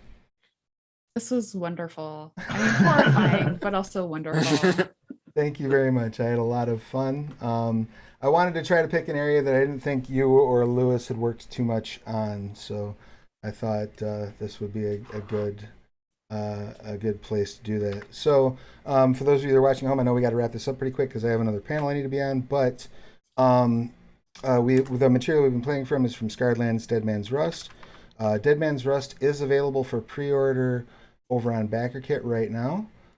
Lewis and Jess and I worked on it, and it was a labor of love. It is an amazing game, and it is very, very soon going to be available to the public. But if you're in the meantime waiting, you can pre-order it right now, and I believe get the PDF usually within about 24 hours, and it's should be ready to rock and roll. I think the PXX pass needs to go up, and then that's the version that's going to be out. So head over, get your pre-order on, and tell us all how much you are adoring it.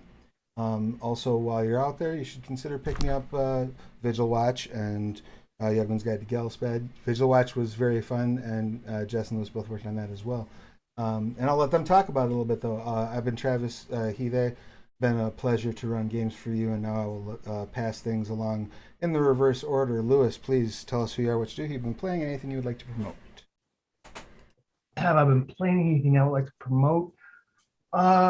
No, I'm trying to work on getting somebody into D&D who's never really played before right now. So the only thing I'm working on right now is like a starter quest for someone, like solo game or whatever. I forgot how hard solo games are to write.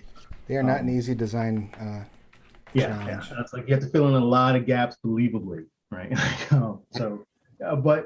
It's just been working. Play Diablo 4 when it comes out. You'll get to see a couple of cinematics that I've worked on. I like writing cinemas. They're super fun. Although I'm working on a lot of other stuff like right now for purchasables and the lore behind them. I got some really cool stuff coming out. So yeah, just doing my Diablo thing. Love it. Next up, we have Lecco. Please give us your pertinence. Yeah, again, Lecco he, him, playing Stavos, Necromancer Union Leader Extraordinaire. This has been amazing. I've had a great time. I really appreciate the opportunity to finally flex some undead muscles, rotted or otherwise. Everybody's been super fun. It was great meeting you, Jess. Everybody else, obviously, I know and love all of you except Travis, who for some reason I continue to project myself to on a regular basis. But the torture is mutual. So I hate you, Undie. Thank you for not making this easy on me at all today, but it was so much fun. And it was good to be able to see, you don't always get to see these expanded creations at high level play. So thank you for falling on that particular sword and being willing to test drive both of you. Anytime. all of you for test driving and playing some things that I haven't gotten to see nearly enough in action. And that will bring us to Pesto. Please give us your pertinence. Hi, Pesto Mystic on Twitch and Twitter and things of that nature. Yeah, I played Wilton. That was a lot of fun, especially with this group. Oh my word, that was a lot of fun. And I hope that we can continue our journey to those cheek claps. Perhaps one day we'll bring this group back together and we will go on the quest for Mormo's cheeks. But thank you so much. Thank you for being here. It's really been an honor and a pleasure to have you. Chaz, please give us your pertinence.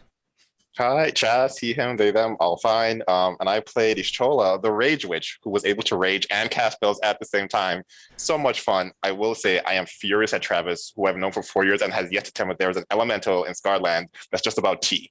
Like, just about sass. Never once did we have that conversation, and there's no reason not to tell me that. You know I would love that. That's all I care about now. I feel free to use the Strife Elemental, which is in Creature Collection 5e, which I'm going to also link in the chat. Yeah, there are so many fun little characters and monsters in Scarlands. I really enjoy. One of my personal favorites is Inwites. I like to use Inwites a lot because they're creepy undead children that will come in and lay in bed with you and steal all your warmth and kill you if you don't ring your bed in salt before you go to bed. Little things like that. It's the little things that make the setting what it is, and Inwites are my favorite little babies. They're so cute. And last but not least, Mother Manticora, thank you so much for your attendance. We are honored by your presence. Please give us your pertinence. Thank you for having me. This was so much fun. I don't get to play Scarred Lands nearly enough, so I'm always excited when you invite me. We need to fix that. We need to find a way to fix that. We will work on it. Yeah, definitely. I'm Jess, they, them. You can find all of my stuff on my website, writejess.com, which is WRITEJESS.com. If you want to see the stuff that I was using today, aside from the Predicilist from Dead Man's Rest, which you can pre-order, my background, which was a transporter, is from Yegman's Guide to Gelstad. And if you want to know the reason Travis calls me Mother Manticora, you can find that from Vigil Watch in the chapter I wrote on Leone, my precious, precious Manticore babies, who I love more than anything in the world. And you will get to spend quite a bit of time in Leone in Dead Man's Rest as well. The opening of the campaign is set during the Night of Chronicles. Yes, during a festival that was so much fun to work on. It's really a blast, and I really look forward to hearing how the community engages with the work. And I'm really glad we didn't go to my section. I'm really glad we didn't go to the Field of Bones. To your section of Vigil Watch? Yeah, I'm so glad. I'm like, God, I hope he doesn't do that, because that's gonna fucking suck. I think this party would be okay in the Festering Fields because of all the necromancers you have. I was so ready. Nice. But on that note, I really do have to hop. Thank you all so much for being here playing. Thank you all so much for watching, whether you're watching in the VOD or live. And check out the rest of the events. There's a whole another day of the convention going on today. I know there was some big announcements at the Pathcast Live earlier. And I think closing ceremonies will have kind of a recap. So you can check all that out at theonyxpath.com. If you check the Monday meeting notes, the full schedules and details are listed there. Otherwise, on the Onyx Path Discord. Everybody take care of yourselves, wash your hands, wear your masks, and we will see you again real soon. All right. Bye. Thanks, everybody.